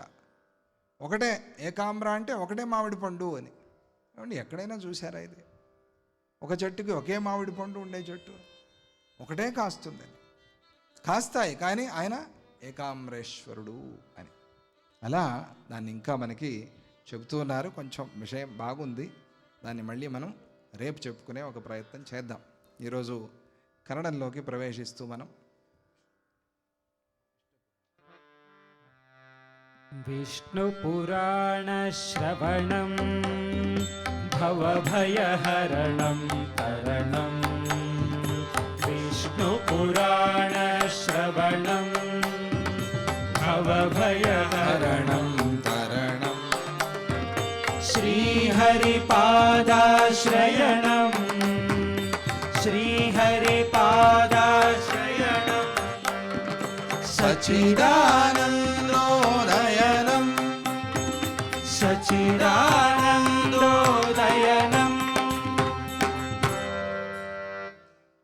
ಇವತ್ತು ಶತಚಂಡಿ ಯಾಗದ ಮಹಾಪೂರ್ಣಾಹುತಿಯನ್ನು ನಾವು ದರ್ಶನ ಮಾಡಿಕೊಂಡಿದ್ದೇವೆ. ವಿಶೇಷವಾದಂಥ ಸಂದರ್ಭ ಇದು. ಅಮ್ಮನವರ ಅನುಗ್ರಹ ಪ್ರತ್ಯಕ್ಷವಾಗಿ ಅನುಭವಿಸಿದ್ದೀವಿ ನಾವು ಇವತ್ತು. ಬೆಳಗ್ಗೆ ಅಷ್ಟು ಬಿಸಿಲಿತ್ತು, ಪೂರ್ಣಾಹುತಿ ಆದಮೇಲೆ ಅಷ್ಟು ತಣ್ಣಗಾಯಿತು. ಅಮ್ಮನವರ ಕೃಪಾವೃಷ್ಟಿ ಕೂಡ ನಮಗೆ ಪುಷ್ಪವೃಷ್ಟಿ ಹಾಗೆ ಮಳೆ ಆಯಿತು. ತುಂಬ ಸಂತೋಷವಾದಂಥ ಒಂದು ಸಂಗತಿ. ಅದಾದ ಮೇಲೆ ನಾವು ಸಪ್ತಋಷಿ ಸರೋವರದಲ್ಲಿ ಅವಭೃತ ಸ್ನಾನ ಕೂಡ ಮಾಡಿಕೊಂಡ್ವಿ. ಅಮ್ಮನವರಿಗೆ ಅಭಿಷೇಕ ಮಾಡಿಸಿ ಅದೇ ಜಲವನ್ನು ನಾವು ಕೂಡ ಸ್ನಾನ ಮಾಡಿ ನಾವು ಪವಿತ್ರ ಭಾವನೆಯಲ್ಲಿದ್ದೀವಿ. ಇಂಥ ಸಂದರ್ಭದಲ್ಲಿ ಇವತ್ತು ವಿಷ್ಣು ಪುರಾಣದಲ್ಲಿ ದಿವ್ಯ ಸ್ನಾನದ ಬಗ್ಗೆ ಹೇಳ್ತಾ ಇದ್ದಾರೆ. ಭಸ್ಮ ಸ್ನಾನ, ಜಲಸ್ನಾನ, ಮೃತ್ತಿಕಾ ಸ್ನಾನ ಇತ್ಯಾದಿ ಸಪ್ತ ಸ್ನಾನಗಳಿದೆ. ವಾಯು ಸ್ನಾನವೂ ಇದೆ ಅದರಲ್ಲಿ ಇವತ್ತು ದಿವ್ಯ ಸ್ನಾನ ಅನ್ನುವಂಥ ವಿಚಾರವನ್ನು ಹೇಳ್ತಾ ಇದ್ದಾರೆ.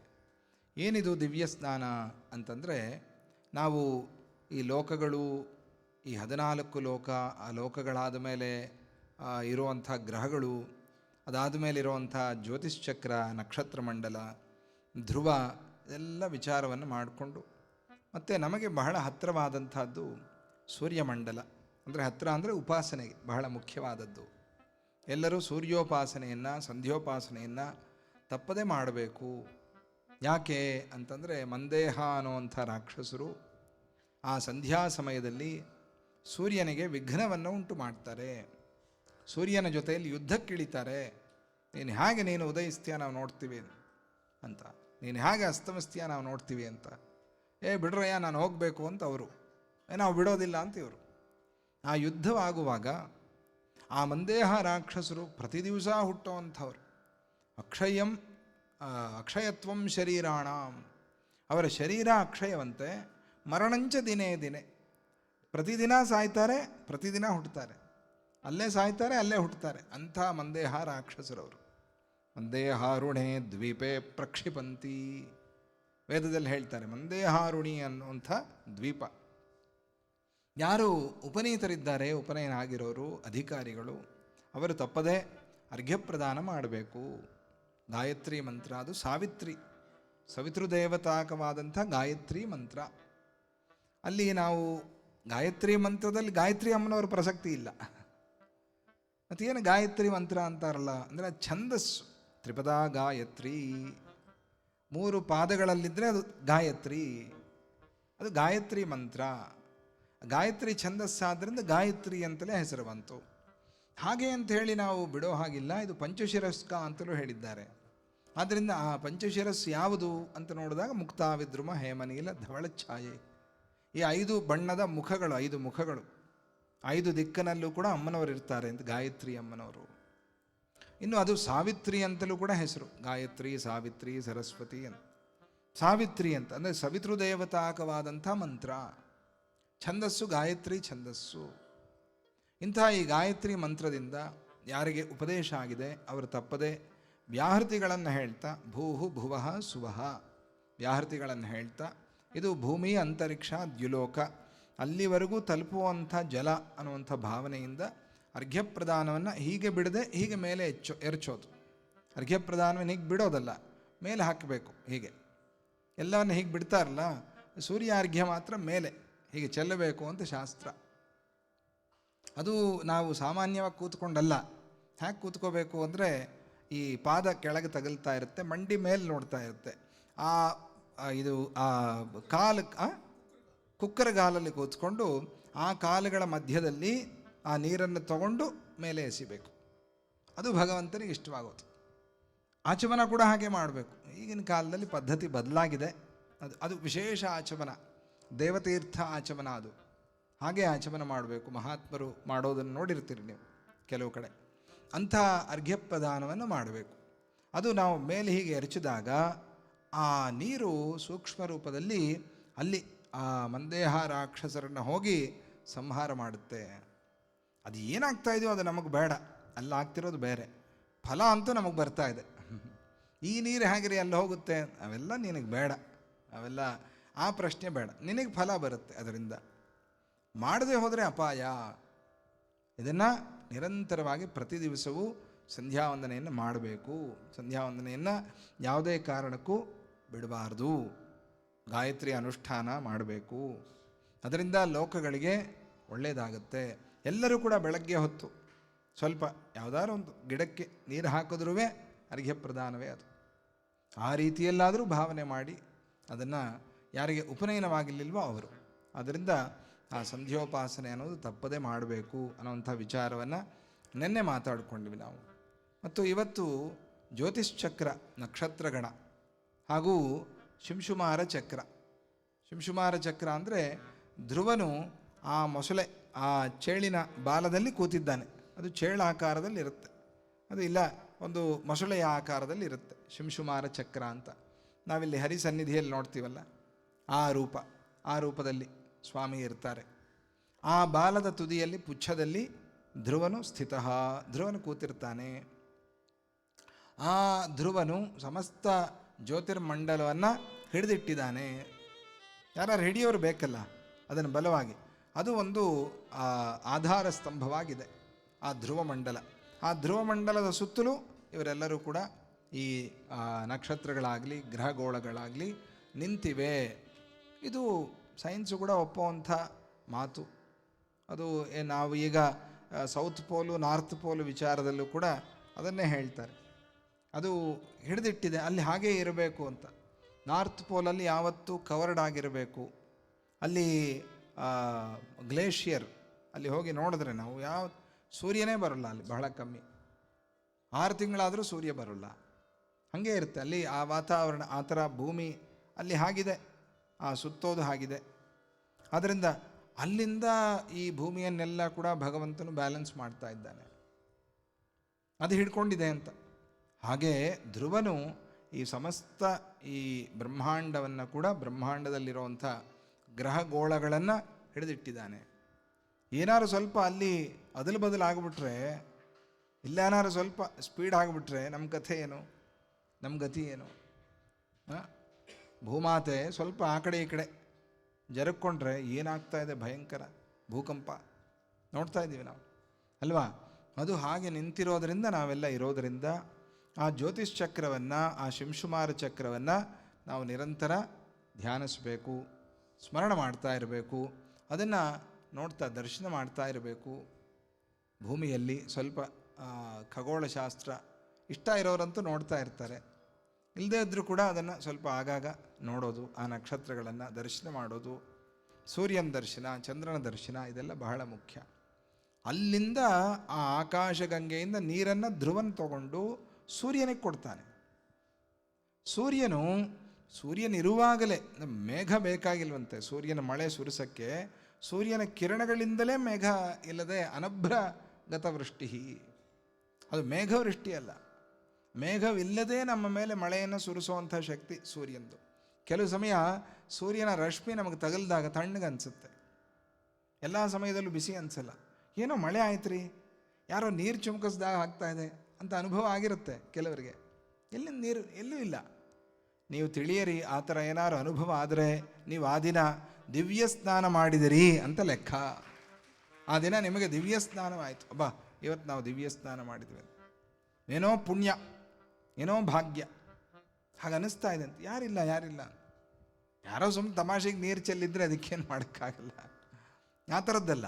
ನೀರು ಬಿದ್ದರೆ ಅಲ್ಲ, ಬಿದ್ದಾಗ ಅನಿಸುತ್ತೆ, ಆದರೆ ನೋಡಿದ್ರೆ ನೀರಿರಲ್ಲ, ಎಲ್ಲೂ ಏನು ಮೋಡ ಇಲ್ಲ, ಏನೂ ಇಲ್ಲ. ಅದು ಸೂರ್ಯನ ರಶ್ಮಿಯಿಂದ ಬರುವಂಥ ಮಳೆ ಅಂತೆ. ಅದು ಆ ಸೂರ್ಯನೇ ಚಂದ್ರನಿಗೆ ಬೇಕಾದಂಥ ಆಹಾರವನ್ನು ಕೊಡ್ತಾ ಇದ್ದಾನೆ. ಆ ಚಂದ್ರನಿಂದ ದೇವತೆಗಳು ತೆಕ್ಕೋತಾ ಇದ್ದಾರೆ. ನೋಡಿದ್ರೆ ಹೇಗೆ ಇದು, ಮನುಷ್ಯರಿಗೆ ಆಹಾರ ಸೂರ್ಯ ಚಂದ್ರ ಇಬ್ಬರಿಂದ ಇವರು ತಗೋತಾರೆ. ತಗೊಂಡು ಮತ್ತೆ ಇವರು ಅರ್ಘ್ಯ ರೂಪದಲ್ಲಿ ಸ್ವಾಮಿಗೆ ಬಿಡ್ತಾರೆ.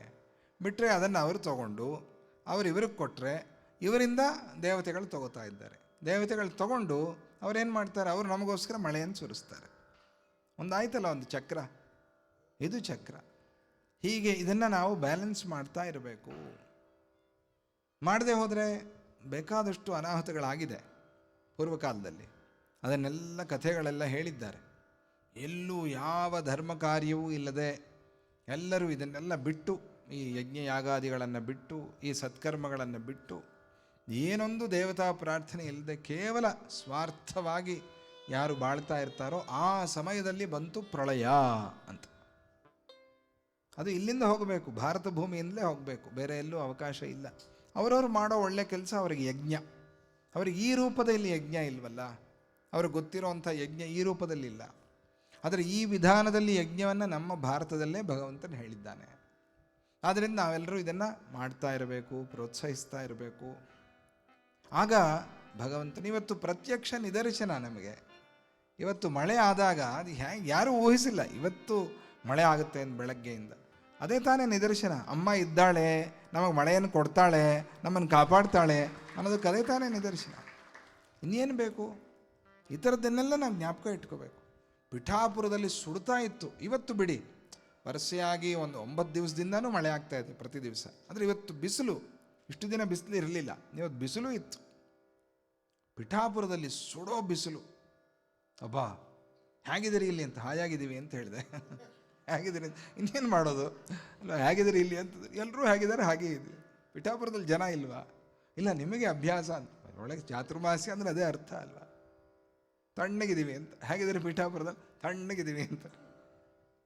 ಬೆಳಗ್ಗೆ 8 ಗಂಟೆ ಆದರೆ ಶುರು ಆಗೋದ್ರಿ. ವಾಹ್, ಸೂರ್ಯ ಬಂದರೆ ಸಾಕು ಚುರು ಅನ್ನೋದು. ಸೂರ್ಯ ತಕ್ಷಣ ಅವ್ರು ಇಮ್ಮಿಡಿಯೇಟ್ ಸಪ್ಲೈಯಲ್ಲಿ ಪಿಠಾಪುರದಲ್ಲಿ ಏನು ಸ್ವಲ್ಪ ಡಿಲೇ ಇಲ್ಲ ಅವ್ರದ್ದು.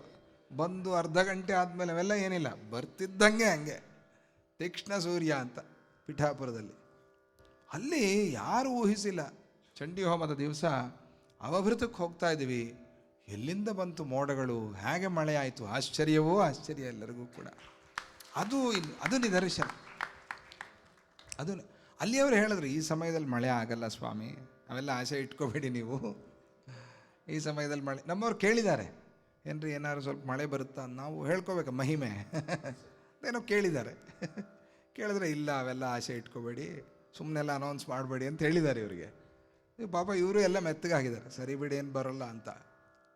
ಅವತ್ತು ಅಮ್ಮನ ಅನುಗ್ರಹದಿಂದ ಮಳೆ ಆಯಿತು. ಇದು ಆ ಯಜ್ಞಗಳಿಗೆ ಇರುವಂಥ ಮಹಿಮೆ, ಅದು ಆ ಯಜ್ಞದ ಪ್ರಭಾವ ವಿಶೇಷ. ಆದ್ದರಿಂದ ಅದನ್ನು ನೋಡಿದ್ದೀವಲ್ಲ, ಇನ್ನೇನು ಅನುಭವ ಬೇಕು, ಇನ್ನೆಷ್ಟು ಅನುಭವ ಬೇಕು? ಒಂದು ಸಾಲದ, ಒಂದು ಅನುಭವ ಸಾಲದ. ಅದನ್ನು ನಂಬಬೇಕು. ಅದು ಪ್ರತ್ಯಕ್ಷ ಕೂಡ, ನಂಬಿಕೆ ಮಾತ್ರ ಅಲ್ಲ, ಪ್ರತ್ಯಕ್ಷ. ಹಾಗೆ ಒಂದು ಚಕ್ರವನ್ನು ಭಗವಂತನ ನಿರ್ಮಾಣ ಮಾಡಿದ್ದಾನೆ. ಆ ಚಕ್ರವನ್ನು ನಾವು ಚೆನ್ನಾಗಿ ಹಾಗೆ ಸುತ್ತೋ ಹಾಗೆ ಮಾಡ್ತಾ ಇದ್ದರೆ ಭಗವಂತನ ಅನುಗ್ರಹ ನಮಗಾಗುತ್ತೆ. ಇದು ಕೇವಲ ನಮಗೋಸ್ಕರ, ನಮ್ಮ ಏನೋ ಒಳ್ಳೆಯದಾಗಲಿ, ನಮ್ಮ ಸುಖ ಅದಕ್ಕೋಸ್ಕರ ಅಲ್ಲ. ಅದು ಆ ಚಕ್ರ ಸೃಷ್ಟಿಗೋಸ್ಕರ. ನಮ್ಮದು ನಮ್ಮ ಕರ್ಮ ನಡೆಸ್ತಾ ಇರುತ್ತೆ, ಒಳ್ಳೆಯ ಕರ್ಮ ಕೆಟ್ಟ ಕರ್ಮ ನಡೆಸ್ತಾ ಇರುತ್ತೆ. ಆದರೆ ಇದು ಸೃಷ್ಟಿ ಚಕ್ರಕ್ಕೆ ನಾವು ಯಾವಾಗ ಸ್ವಲ್ಪ ಈ ಥರದ ಸೇವೆಯನ್ನು ಮಾಡ್ತಾ ಇದ್ದೀವಿ, ಚಕ್ರ ತಿರುಗಕ್ಕೆ ಸೇವೆಯನ್ನು ಮಾಡ್ತಾ ಇದ್ದೀವಿ, ಆಗ ಭಗವಂತನ ಒಂದು ವಿಶೇಷ ಅನುಗ್ರಹಕ್ಕೆ ನಾವು ಪಾತ್ರರಾಗ್ತೀವಿ. ನಾನು ಏರ್ಪಾಟ್ ಮಾಡಿ ಅದು ತಾನಾಗೆ ತಿರುಗುತ್ತೆ. ನಾವು ತಿರುಗಿಸ್ದೇ ಹೋದರೂ ತಿರುಗುತ್ತೆ, ಅದು ಆಟೋ ಮೋಡಲ್ಲೇ ಇರುತ್ತೆ. ಆದರೆ ನಮ್ಮ ಕೈ ಕೊಟ್ಟಿದ್ದಾನೆ ಸ್ವಲ್ಪ, ಸ್ವಿಚ್ ನೀನು ಇಟ್ಕೋಪ ಅಂತ. ಅದನ್ನು ಮರೆತಾಗ ಆವಾಗ ಪ್ರಳಯವಾಗುತ್ತೆ. ಆ ಥರದ ಪರಿಸ್ಥಿತಿ ನಾವು ತಂದ್ಕೋಬಾರ್ದು. ಅದರಿಂದ ಆ ಸೂರ್ಯನಿಂದ ಬಂದಿರುವಂಥ ಕಿರಣಗಳಿಂದ ಚಂದ್ರನು ಆಹಾರವನ್ನು ತಗೋತಾನೆ. ಚಂದ್ರನಿಂದ ದೇವತೆಗಳು ಪಕ್ಷದಲ್ಲಿ ಒಂದು ಸಲ ಆಹಾರವನ್ನು ತಗೋತಾರೆ, ಕೃಷ್ಣ ಪಕ್ಷದಲ್ಲಿ. ಅದಕ್ಕೆ ಅಮಾವಾಸ್ಯ ದಿವಸ ಅಪ್ಪಿತಪ್ಪಿ ಆದರೂ ಕೂಡ ಒಂದು ಚಿಕ್ಕ ಪತ್ರವನ್ನು ತುಂಡು ಮಾಡಬಾರ್ದು, ಚಿಕ್ಕ ಉಗುರು ಕೂಡ ತಗಲೋ ಹಾಗಿಲ್ಲ ಅಂತ ಹೇಳ್ಬಿಟ್ರು ಅಮಾವಾಸ್ಯ ದಿವಸ. ಯಾಕೆಂದರೆ ಪಾಪ ಆ ವನಸ್ಪತಿಗಳಿಗೆ ಆಹಾರ ಇಲ್ಲವಂತೆ. ಇಲ್ಲದೇ ಇರೋದರಿಂದ ನಾವೆಲ್ಲ ತುಂಬ ನೊಂದ್ಕೊಂಡಿರುತ್ತವೆ, ಆಹಾರ ಇಲ್ಲ. ಆ ಸಮಯದಲ್ಲಿ ನಾವು ಹೋಗಿ ಆ ಹೂ ಕೀಳೋದು, ಆ ಪತ್ರ ಕೀಳೋದು, ಆ ಥರದ್ದು ಮಾಡಿದಾಗ ಅದು ಭೀಕರವಾದಂಥ ಕೋಪಕ್ಕೆ ಕಾರಣವಾಗುತ್ತೆ. ಆದ್ದರಿಂದ ಅಮಾವಾಸ್ಯ ದಿವಸ ಯಾರೂ ಪತ್ರಗಳನ್ನು ಕೀಳಬಾರ್ದು. ಪ್ರಾಣ ಇದೆ, ಮನಸ್ಸಿಲ್ಲ ಅವಕ್ಕೆ, ಅನುಭವಿಸಿ ಕೂಗೋ ಅಂಥ ಮನಸ್ಸಿಲ್ಲ ಅವಕ್ಕೆ. ಪ್ರಾಣಿಗಳಿಗೆ ಇದ್ದಿದ್ರೆ ಅಟ್ಟಿಸ್ಕೊಂಬಂದು ಹೊಡಿತಾ ಇತ್ತು, ಏಯ್ ತಾಳ ಮಾಡ್ತೀನಿ ಅಂತ. ಗಿಡ ಮರ ನಡೆಯೋದಾಗಿದ್ದರೆ ಮನೆ ಮಂದೆ ಮುಂದೆ ಒಂದು ಸ್ಟ್ರೈಕ್ ಮಾಡೋಕ್ಕೆ ಶುರು ಮಾಡಿದ್ರೆ ಎಲ್ಲ ಹೋಗೋದು ನಾವೆಲ್ಲ? ಇಲ್ಲ, ಅದಕ್ಕೆ ಬದುಕೊಂಡ್ವಿ ಅಲ್ವಾ? ಮನಸ್ಸಿಲ್ಲ, ಆದರೆ ಪ್ರಾಣ ಇದೆ. ಆ ಪ್ರಾಣಕ್ಕೆ ಹಾನಿ ಮಾಡಬಾರ್ದು. ಅದು ಆ ಪ್ರಾಣ ಇರೋದರಿಂದ ಅನುಭವ ಅದಕ್ಕೆ ಇಂದ್ರಿಯಗಳಿಂದ ಗೊತ್ತಾಗುವಂಥ ಅನುಭವ ಅಲ್ಲ. ಅದಕ್ಕೆ ನೋವಾಗ್ತಾ ಇರುತ್ತೆ, ಹೇಳೋಕ್ಕೆ ಅದಕ್ಕೆ ಶಕ್ತಿ ಇಲ್ಲ. ಹೇಳೋಕ್ಕೆ ಅದನ್ನು ವ್ಯವಸ್ಥೆ ಮಾಡಿದ್ದಾನೆ ಭಗವಂತ. ಕೆಲವು ಸಮಯದಲ್ಲಿ ಗಿಡ ಮರ ಕೂಡ ಮಾತಾಡ್ತಾ ಇತ್ತು. ಇವಾಗ ಹಾಗೆ ಮಾತಾಡೋದಾದರೆ ನಾವು ಬದುಕಕ್ಕಾಗಲ್ಲ. ನಾವು ವೆಂಕಟಾಚಲ ಮಹಾತ್ಮ್ಯದಲ್ಲಿ ನೋಡಿದಾಗ ಆ ಅಶ್ವತ್ಥ ಮರ ಮಾತಾಡುತ್ತೆ, ಸಾಕ್ಷಿ ಹೇಳುತ್ತೆ. ಈ ಥರದ ಪರಿಸ್ಥಿತಿ ಇವಾಗಿಲ್ಲ. ಇಲ್ಲದೇ ಇರೋದೇ ಒಳ್ಳೆಯದು ಅಲ್ವಾ? ನಾವು ಇಲ್ಲ ಅಂದರೆ ಇನ್ನು ಕ್ಯಾರೆಟ್ ಕುಯ್ಯಕ್ಕೆ ಹೋದೆ, ಬೇಡ ಬಾವಾ ಅಂದ್ಬಿಟ್ರೆ ಏನು ತಿನ್ನೋದು ಅಲ್ವಾ? ಅದೆಲ್ಲ ನಮ್ಮ ಜೊತೆ ಸಂಬಂಧ ಇಟ್ಕೊಂಬಿಟ್ಟು ಒಂದೊಂದು ತರಕಾರಿ, ಹಣ್ಣುಗಳು, ಇವೆಲ್ಲ ಸಂಬಂಧ ಇಟ್ಕೊಂಡು ನಮ್ಮನ್ನು ಅಯ್ಯೋ ಬೇಡ ಅಂತ ಬೈಯೋದು, ಅಥವಾ ನಮ್ಮನ್ನು ಪ್ರೀತಿಯಿಂದ ನೋಡೋದು, ಇವೆಲ್ಲ ಮಾಡಿದ್ರೆ ಏನು ನಾವು ಬಾಳಕ್ಕಾಗಲ್ಲ. ಅದು ಭಗವಂತನ ಒಂದು ವ್ಯವಸ್ಥೆ. ಧಾನ್ಯ ರೂಪದಲ್ಲೇ ಮತ್ತೆ ನಾವು ಬರ್ತೀವಿ, ಆ ಹಣ್ಣಿನ ರೂಪದಲ್ಲೇ ಮತ್ತೆ ನಾವು ಬರ್ತೀವಿ. ಅದರಿಂದ ತೇಜಸ್ಸು ನಮ್ಮಲ್ಲಿ ತುಂಬಿಕೊಳ್ಳುತ್ತೆ. ಏನು ವಿಚಿತ್ರ, ಎಂಥ ಸೃಷ್ಟಿ ಅದು ಅಲ್ವಾ? ಅದಕ್ಕೆ ಇದರ ಪ್ರಜ್ಞೆ ಸ್ವಲ್ಪ ನಮಗೆ ಬೇಕು. ಈ ಪ್ರಜ್ಞೆಯನ್ನು ಇಟ್ಕೊಂಡು ಆ ಚಂದ್ರನಿಂದ ದೇವತೆಗಳು 15 ದಿವಸಕ್ಕೆ ಒಂದು ಸಲ ಆಹಾರವನ್ನು ತಗೋತಾ ಇದ್ದಾರೆ. ಯಾಕೆಂದರೆ ಅವರಿಗೆ ಅಮೃತವೇ ಆಹಾರ. ಆದ್ದರಿಂದ 15 ದಿವಸಕ್ಕಾದರೂ ಒಂದು ಸಲ ಹುಣ್ಣಿಮೆ ಅಮಾವಾಸ್ಯ ದಿವಸ ದೇವರ ದರ್ಶನ ಮಾಡಿ ಅವರಿಗೆ ಆ ಒಂದೇ ದಿವಸ ಆಹಾರ. ಒಂದು ಪಕ್ಷದಲ್ಲಿ ಒಂದು ದಿವಸ, 15 ದಿವಸದಲ್ಲಿ ಒಂದು ದಿವಸ ದಿನ ಮಾಡಬೇಕು. ಆಗದೆ ಹೋದರೆ ಪಕ್ಷದಲ್ಲಿ ಒಂದು ದಿವಸ ಆದರೂ ಕೂಡ ನೀವೊಂದು ದೇವಸ್ಥಾನಕ್ಕೆ ಹೋಗಿ ಅಲ್ಲಿ ನಮಸ್ಕಾರ ಮಾಡಿ ತೆಂಗಿನಕಾಯಿ ಹೊಡೆಯಿರಿ. ಅದೆಲ್ಲ ಮಾಡೋದು ಅದಕ್ಕೆ ಕಾರಣ, ನಾವು ಭಗವಂತನಿಗೆ ನೈವೇದ್ಯ ಮಾಡ್ತಾ ಇದ್ದೀವಿ ಅಂತ. ಇನ್ನು ಪಿತೃದೇವತೆಗಳಿಗೆ ಮಾಸಿಕೀ ತೃಪ್ತಿ, ಅವರಿಗೆ ಪ್ರತಿ ಮಾಸಿಕ ಒಂದು ಸಲ, ಅಂದರೆ ಅಮಾವಾಸ್ಯ ದಿವಸ ಯಾರಿಗೆ ಅಧಿಕಾರ ಇದೆಯೋ, ಯಾರು ಮಾಡಬೇಕೋ ಅವತ್ತು ಅವರು ತರ್ಪಣ ಮಾಡೋದು ಅಮಾವಾಸ್ಯ ದಿವಸ. ಅವಷ್ಟೇ ಒಂದೇ ದಿವಸ. ಅವರು ಇನ್ನು ಬೇರೇನು ನಮ್ಮಿಂದ ಎಕ್ಸ್ಪೆಕ್ಟ್ ಮಾಡಲ್ಲ. ಅವರು ನಮ್ಮಿಂದ ಅವ್ರಿಗೇನೂ ಆಸೆ ಇಲ್ಲ. ಆ ಒಂದು ದಿವಸ ತರ್ಪಣ ಮಾಡೋದು. ಅದು ಕೂಡ ಏನು ತಿಲ ಅಷ್ಟೇ, ಎಳ್ಳು. ಆ ಎಳ್ಳನ್ನು ತಗೊಂಡು ಇಷ್ಟು ನೀರು ಬಿಡಪ್ಪ, ಆಯಿತು, ಇನ್ನೇನು ತಿಲ ತರ್ಪಣ ಅಂತ. ಅದರಿಂದ ಅವರಿಗೆ ತೃಪ್ತಿಯೋ ತೃಪ್ತಿ, ಆನಂದವೋ ಆನಂದ, ಸಂತೋಷವೋ ಸಂತೋಷ ಅಷ್ಟೇ. ಇನ್ನು ಮನುಷ್ಯರಿಗೆ ಶಶ್ವತೃಪ್ತಿ ಮನುಷ್ಯಾಣ, ಮನುಷ್ಯರಿಗೆ ಮಾತ್ರ ಪ್ರತಿ ದಿವಸ ಬೇಕೇ ಬೇಕು. ಇವರಿಗೆ ಪ್ರತಿ ಹೊತ್ತೂ ಬೇಕು, ಪ್ರತಿ ನಿಮಿಷಕ್ಕೂ ಬೇಕು. ಬ್ಯಾಗಲ್ಲೇ ಚಿಪ್ಸ್ ಇಟ್ಕೊಂಡ್ಬಿಟ್ಟಿರ್ತಾರೆ, ಎಲ್ಲ ಅಲ್ಲೇ ಇರುತ್ತೆ. ಇಷ್ಟಿಷ್ಟು ಭಾರ ಇರುತ್ತೆ. ಏನಪ್ಪ ಬ್ಯಾಗ್ ಅಂದರೆ ಇದೆಲ್ಲ ತುಂಬಿಸಿರ್ತಾರೆ. ಯಾವಾಗಲೂ ಅಲ್ಲಿ ಸಪ್ಲೈ ಆಗ್ತಾನೆ ಇರಬೇಕು. ಶಶ್ವತೃಪ್ತಿ ಮನುಷ್ಯಾಣ. ಅವರಿಗೆ ಏನೋ ಆ ಥರ ಒಂದು ಕೇಳ್ತಾ ಇರುತ್ತೆ, ನಾಲಿಗೆ ರುಚಿ, ಹೊಟ್ಟೆ ಇವರಿಗೆ. ಆದ್ದರಿಂದ ಮತ್ತೆ ನಾವು ಎಷ್ಟು ಸಪ್ಲೈ ಮಾಡ್ತಾ ಇದ್ದಾನೆ ನಮಗೆ. ನಾವು ಸೂರ್ಯ ಚಂದ್ರ ಇವರ ಮುಖಾಂತರವಾಗಿ ಅಗ್ನಿ, ಈ 3 ಜನ. ಅದಕ್ಕೆ ಸೂರ್ಯನ ನಾಳೆ ಶ್ರಾವಣ ಸೋಮವಾರ ಸ್ವಾಮಿಯನ್ನು ನಾವು ಅರ್ಚನೆ ಮಾಡುವಾಗ ಸೋಮ ಸೂರ್ಯಾಗ್ನಿಲೋಚನಾಯ ನಮಃ ಅಂತ ಹೇಳ್ತೀವಿ. ಸೂರ್ಯನ ಹೆಸರು ಸೋಮ, ಸೂರ್ಯ, ಅಗ್ನಿ, ಈ 3 ಜನ ಪ್ರಧಾನ. ನಮಗೆ. ಅದಕ್ಕೆ ಆ ಸೂರ್ಯ ಚಂದ್ರನನ್ನು ಶಿರಸ್ಸಿನ ಮೇಲೆ ಇಟ್ಕೊಂಡ್ಬಿಟ್ಟಿದ್ದಾನೆ ಶಿವ. ಅಮ್ಮನವರು ಅಷ್ಟೇ, ಚಂದ್ರನನ್ನು ಅಲ್ಲಿ. ಅದಕ್ಕೆ ಈ 3 ಜನದ ಉಪಾಸನೆ ಯಾವತ್ತಿಗೂ ನಾವು ಬಿಡಬಾರ್ದು. ಯಾರು ಶ್ರೇಯಸ್ಸು, ಜಯ, ಆರೋಗ್ಯ ಇವೆಲ್ಲ ಕೇಳ್ತಾರೆ, ಅವರು ಈ 3 ಜನದ ಉಪಾಸನೆಯನ್ನು ಯಾವುದೇ ಕಾರಣಕ್ಕೂ ಬಿಡಬಾರ್ದು. ಸೋಮ, ಸೂರ್ಯ, ಅಗ್ನಿ, ಈ 3 ಜನದ ಉಪಾಸನೆ ಬಹಳ ಮುಖ್ಯವಾದದ್ದು ಅನ್ನುವಂಥ ಆ ಮಾತನ್ನು ಹೇಳ್ತಾ, ಹೀಗೆ ಚಂದ್ರನಿಂದ ಬಂದಿರುವಂಥ ಆ ಸುಧಾ, ಆ ಅಮೃತವನ್ನು ತಗೊಂಡು ಇಲ್ಲಿ ಗಿಡ, ಮರ, ವನಸ್ಪತಿ ಎಲ್ಲ ಬಾಳಿ ಬದುಕ್ತಾ ಇದೆ. ಅದರಿಂದ ನಾವು ಬದುಕ್ತಾ ಇದ್ದೀವಿ. ಹೀಗೆ ಆ ಸೂರ್ಯನಿಂದ ಬಂದಿರುವಂಥ ತೇಜಸ್ಸು, ಆ ಸೂರ್ಯನಿಗೆ ಎಲ್ಲಿಂದ ಬಂತು? ಧ್ರುವನಿಂದ ಬಂತು. ಧ್ರುವನಿಗೆ ಎಲ್ಲಿಂದ ಬಂತು? ಮೇಲಿರುವಂಥ ಆಕಾಶಗಂಗೆಯಿಂದ ಬಂತು. ಒಂದೊಂದು ನಕ್ಷತ್ರದಲ್ಲಿ ಸೂರ್ಯನ ಕಿರಣ ನಮ್ಮ ಮೇಲೆ ಬೀಳೋದ್ರಿಂದ ಒಂದೊಂದು ಫಲ ಅನ್ನೋದನ್ನು ವಿಶೇಷವಾಗಿ ಕೃತಿಕೆಯಲ್ಲಿ ಒಂದು ಥರ, ರೋಹಿಣಿಯಲ್ಲಿ ಒಂದು ಥರ, ಹಸ್ತ ನಕ್ಷತ್ರದಲ್ಲಿ ಒಂದು ಥರ. ಹಸ್ತ ನಕ್ಷತ್ರಕ್ಕೆ ಸೂರ್ಯನೇ ದೇವತಾ. ಹಸ್ತ ನಕ್ಷತ್ರದ ದಿವಸ ಸೂರ್ಯ ಸ್ಪರ್ಶ, ಸೂರ್ಯ ದರ್ಶನ ಬಹಳ ಮುಖ್ಯ. ಯಾಕಂದರೆ ಸವಿತೃ ದೇವತಾಕವಾದಂಥ ನಕ್ಷತ್ರ ಹಸ್ತ. ಸವಿತೃ ಮಂತ್ರ ಆಯಾತು ದೇವಸ್ಸವಿತೋಪಯಾತು ಹಿರಣ್ಯಯೇನ ಸುವೃತಾರಥೇನ ವಹನ ಹಸ್ತಕಂ ಸುಭಗಂ ವಿದ್ವನಾಪಸಂ ಪ್ರಯಚ್ಛಂತಂ ಪಪುರಿಂ ಪುಣ್ಯಮಚ್ಛ ಹಸ್ತಃ ಪ್ರಯಚ್ಛತ್ ಅಮೃತಂ ವಸೀಯಃ ದಕ್ಷಿಣೇನ ಪ್ರತಿರುಢ್ನೀಮ ಏನತ್ ದಾತಾರ ಮಧ್ಯ ಸವಿತಾ ವಿದೇಮ ಯೋನೋ ಹಸ್ತಾಯ ಪ್ರಸುವಾತಿ ಯಜ್ಞಂ. ಇದು ಹಸ್ತ ನಕ್ಷತ್ರ ಸಂಬಂಧವಾದಂಥ 8 ವಾಕ್ಯದ ಮಂತ್ರ ವೇದದಲ್ಲಿ. ಇದು ಆ ಸವಿತೃ ದೇವತಾಕ, ಹೇಗೆ ಆ ಸವಿತಾ ಸೂರ್ಯನು ನಮ್ಮನ್ನು ಅನುಗ್ರಹಿಸ್ತಾ ಇದ್ದಾನೆ, ಪುಣ್ಯ ಎಲ್ಲ ಬಂದಿದೆಯಲ್ಲ ಪದಗಳೆಲ್ಲ ಕೂಡ. ಆ ಥರದ ಸವಿತೃ ದೇವತಾಕವಾದಂಥ ಹಸ್ತ ನಕ್ಷತ್ರದಲ್ಲಿ ಇವತ್ತು ನಾವು ಬೆಳಗ್ಗೆ ಉತ್ಸವದಲ್ಲಿ ಹೋಗುವಾಗ ಸೂರ್ಯ ಸ್ನಾನ, ದಿವ್ಯ ಸ್ನಾನವೇ ಆಯಿತು ನಮಗಿವತ್ತು. ದಿವ್ಯ ಸ್ನಾನ ಮಾಡಿಕೊಂಡು ಅಲ್ಲಿ ಹೋಗಿವಿ, ಬರ್ತಾ ಆಮೇಲೆ ಅಮ್ಮನವರ ಅಮೃತ ಅನುಗ್ರಹ ಸ್ನಾನವನ್ನು ಕೂಡ ಮಾಡಿದ್ದೀವಿ. ಅಂಥ ಈ ಸಂದರ್ಭದಲ್ಲಿ ಚಂಡಿ, ಪ್ರಚಂಡೆ, ಚಾಮುಂಡೆ ಅಮ್ಮನವ್ರನ್ನ ಸ್ಮರಣೆ ಮಾಡಿಕೊಂಡು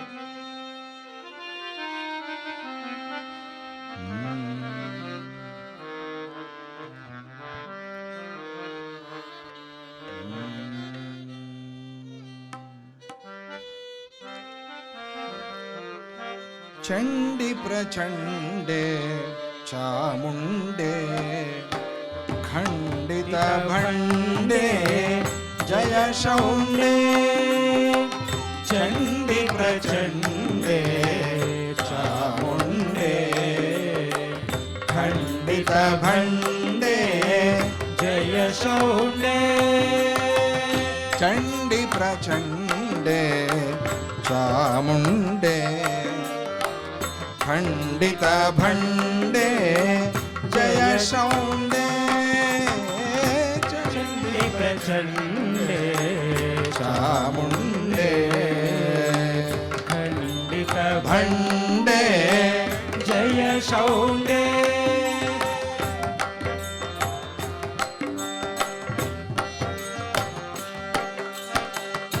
ಐದಂ ಪರ್ಯೇ ನಿಗಮಾನಾಂ ಐದಂ ಪರ್ಯೇ ನಿಗಮಾನಾಂ ನಿಹತಧ್ವಾಂತೆ ಹೇ ಕಾಳಿ ನಿಹತಧ್ವಾಂತೆ ಹೇ ಕಾಳಿ ತ್ವಂ ಹ್ರೀಮಾತ್ಯಸಿ ಸುವಿನೀತಾ ತ್ವಂ ಹ್ರೀಮಾತ್ಯಸಿ ಸುವಿನೀತಾ ನಿತ್ಯ ವಿಮುಕ್ತೆ ಹೇ ಲಕ್ಷ್ಮೀ ನಿತ್ಯ ವಿಮುಕ್ತೆ ಹೇ ಲಕ್ಷ್ಮೀ. ಚಂಡಿ ಪ್ರಚಂಡೆ ಚಾಮುಂಡೆ ಖಂಡಿತ ಭಂಡೆ ಜಯ ಶೌಂಡೆ.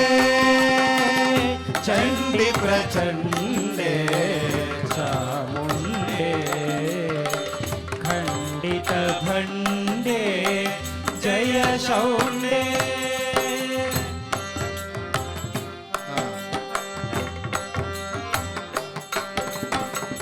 ಕರ್ಮಾವರ್ತ ಭ್ರಾಂತಂ ಮಾಂ ಕರ್ಮವರ್ತ ಭ್ರಾಂತಂ ಮಾಂ ಉದ್ಧರ ವರದೆ ಚಾಮುಂಡೆ ಉದ್ಧರ ವರದೆ ಚಾಮುಂಡೆ ಹೇ ಚಿಕ್ಲೀತ ಸ್ತುತಿ ತುಷ್ಟೆ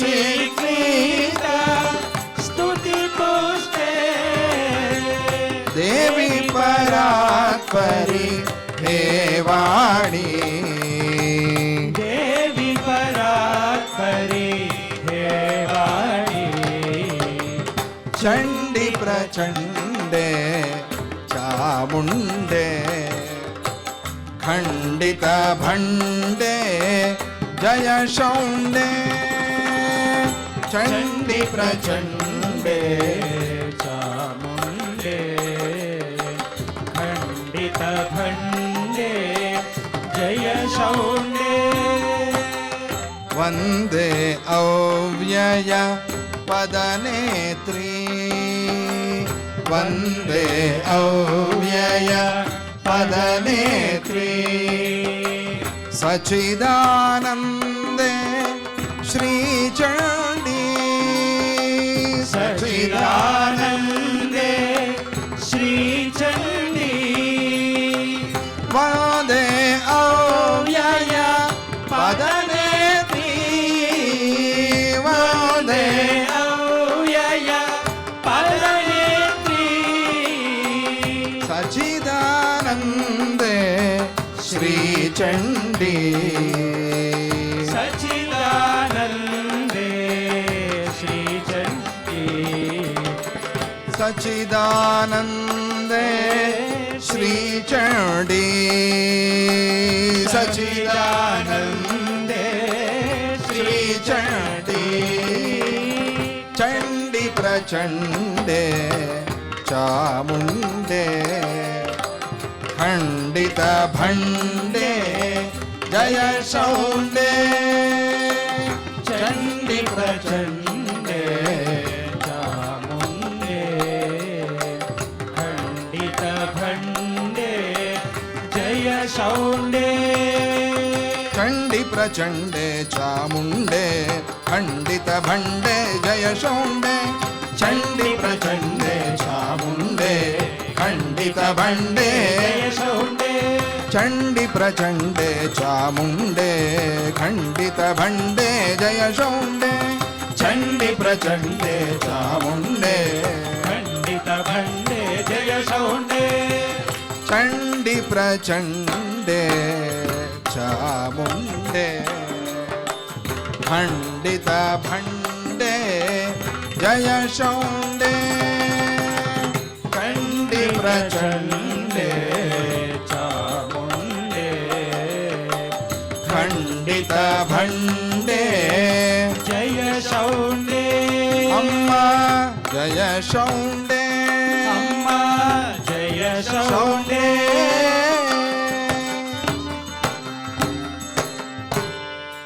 ಜಯ ಬೋಲೋ ಚಾಮುಂಡೇಶ್ವರಿ ಮಾತೆಗೆ ಜಯ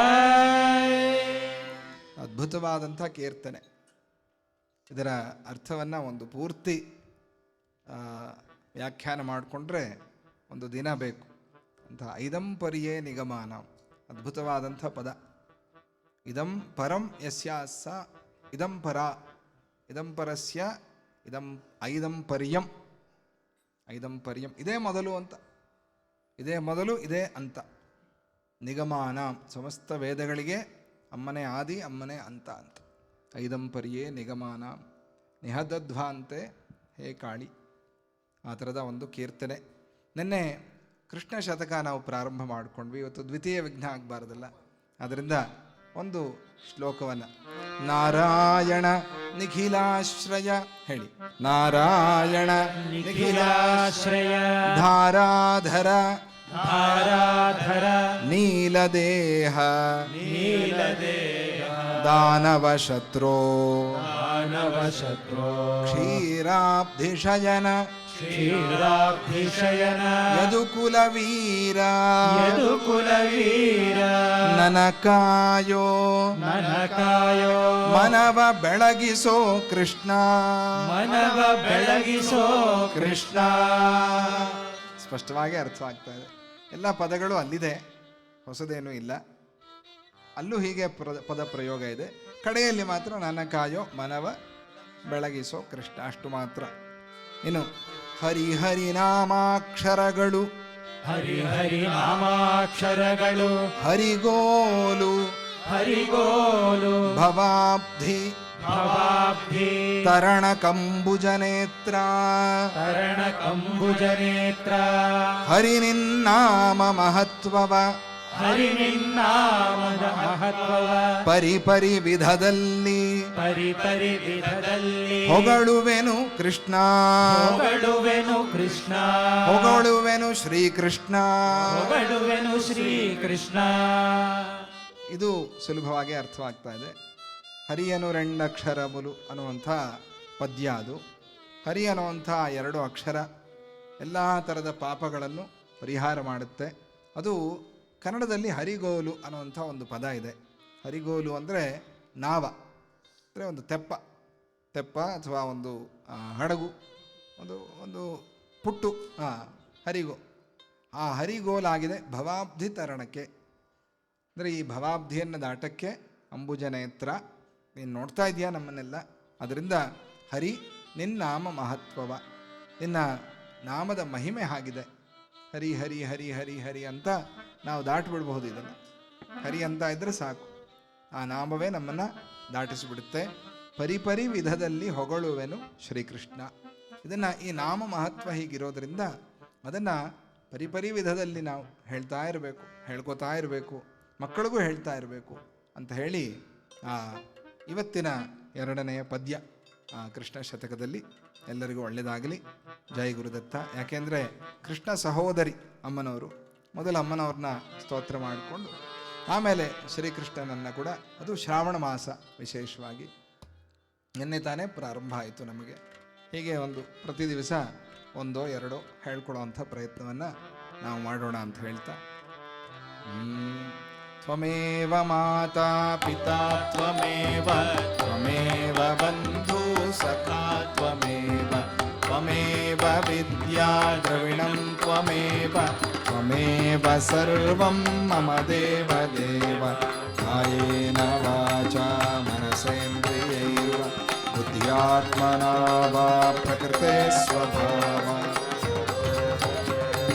सकलं परस्मै नारायणायति समर्पयामि तं केशवं नारायणं श्रीधरं माधवं गोपिकावल्लभं हरे राम राम राम हरे हरे हरे कृष्ण कृष्ण कृष्ण हरे राम राम हरे हरे कृष्ण कृष्ण राम राम हरे हरे. सर्वे च सुखिनः सन्तु सर्वे सन्तु निरामयाः सर्वे भद्राणि पश्यन्तु मा कश्चित् दुःखभाग् भवेत्. श्रीगणेशाय नमः. श्रीसरस्वत्यै नमः. श्रीपादवल्लभ नरसिंह सरस्वती श्रीगुरुदत्तात्रेयाय नमः. असतो मा सद्गमय तमसो मा ज्योतिर्गमय मृत्योर्मा अमृतर्गमय. शान्ति शान्ति शान्तिः. बोलो श्री श्री श्री गणपति सच्चिदानंद स्वामी जी की जय. लक्ष्मी माता जी की श्री दत्त विजयानंद तीर्थ स्वामी जी की चंडी माता की वेट्रिवेल मुरुगनक्क हर नमः पार्वती पतये दत्त वेंकटरमण गोविंद गोविंद.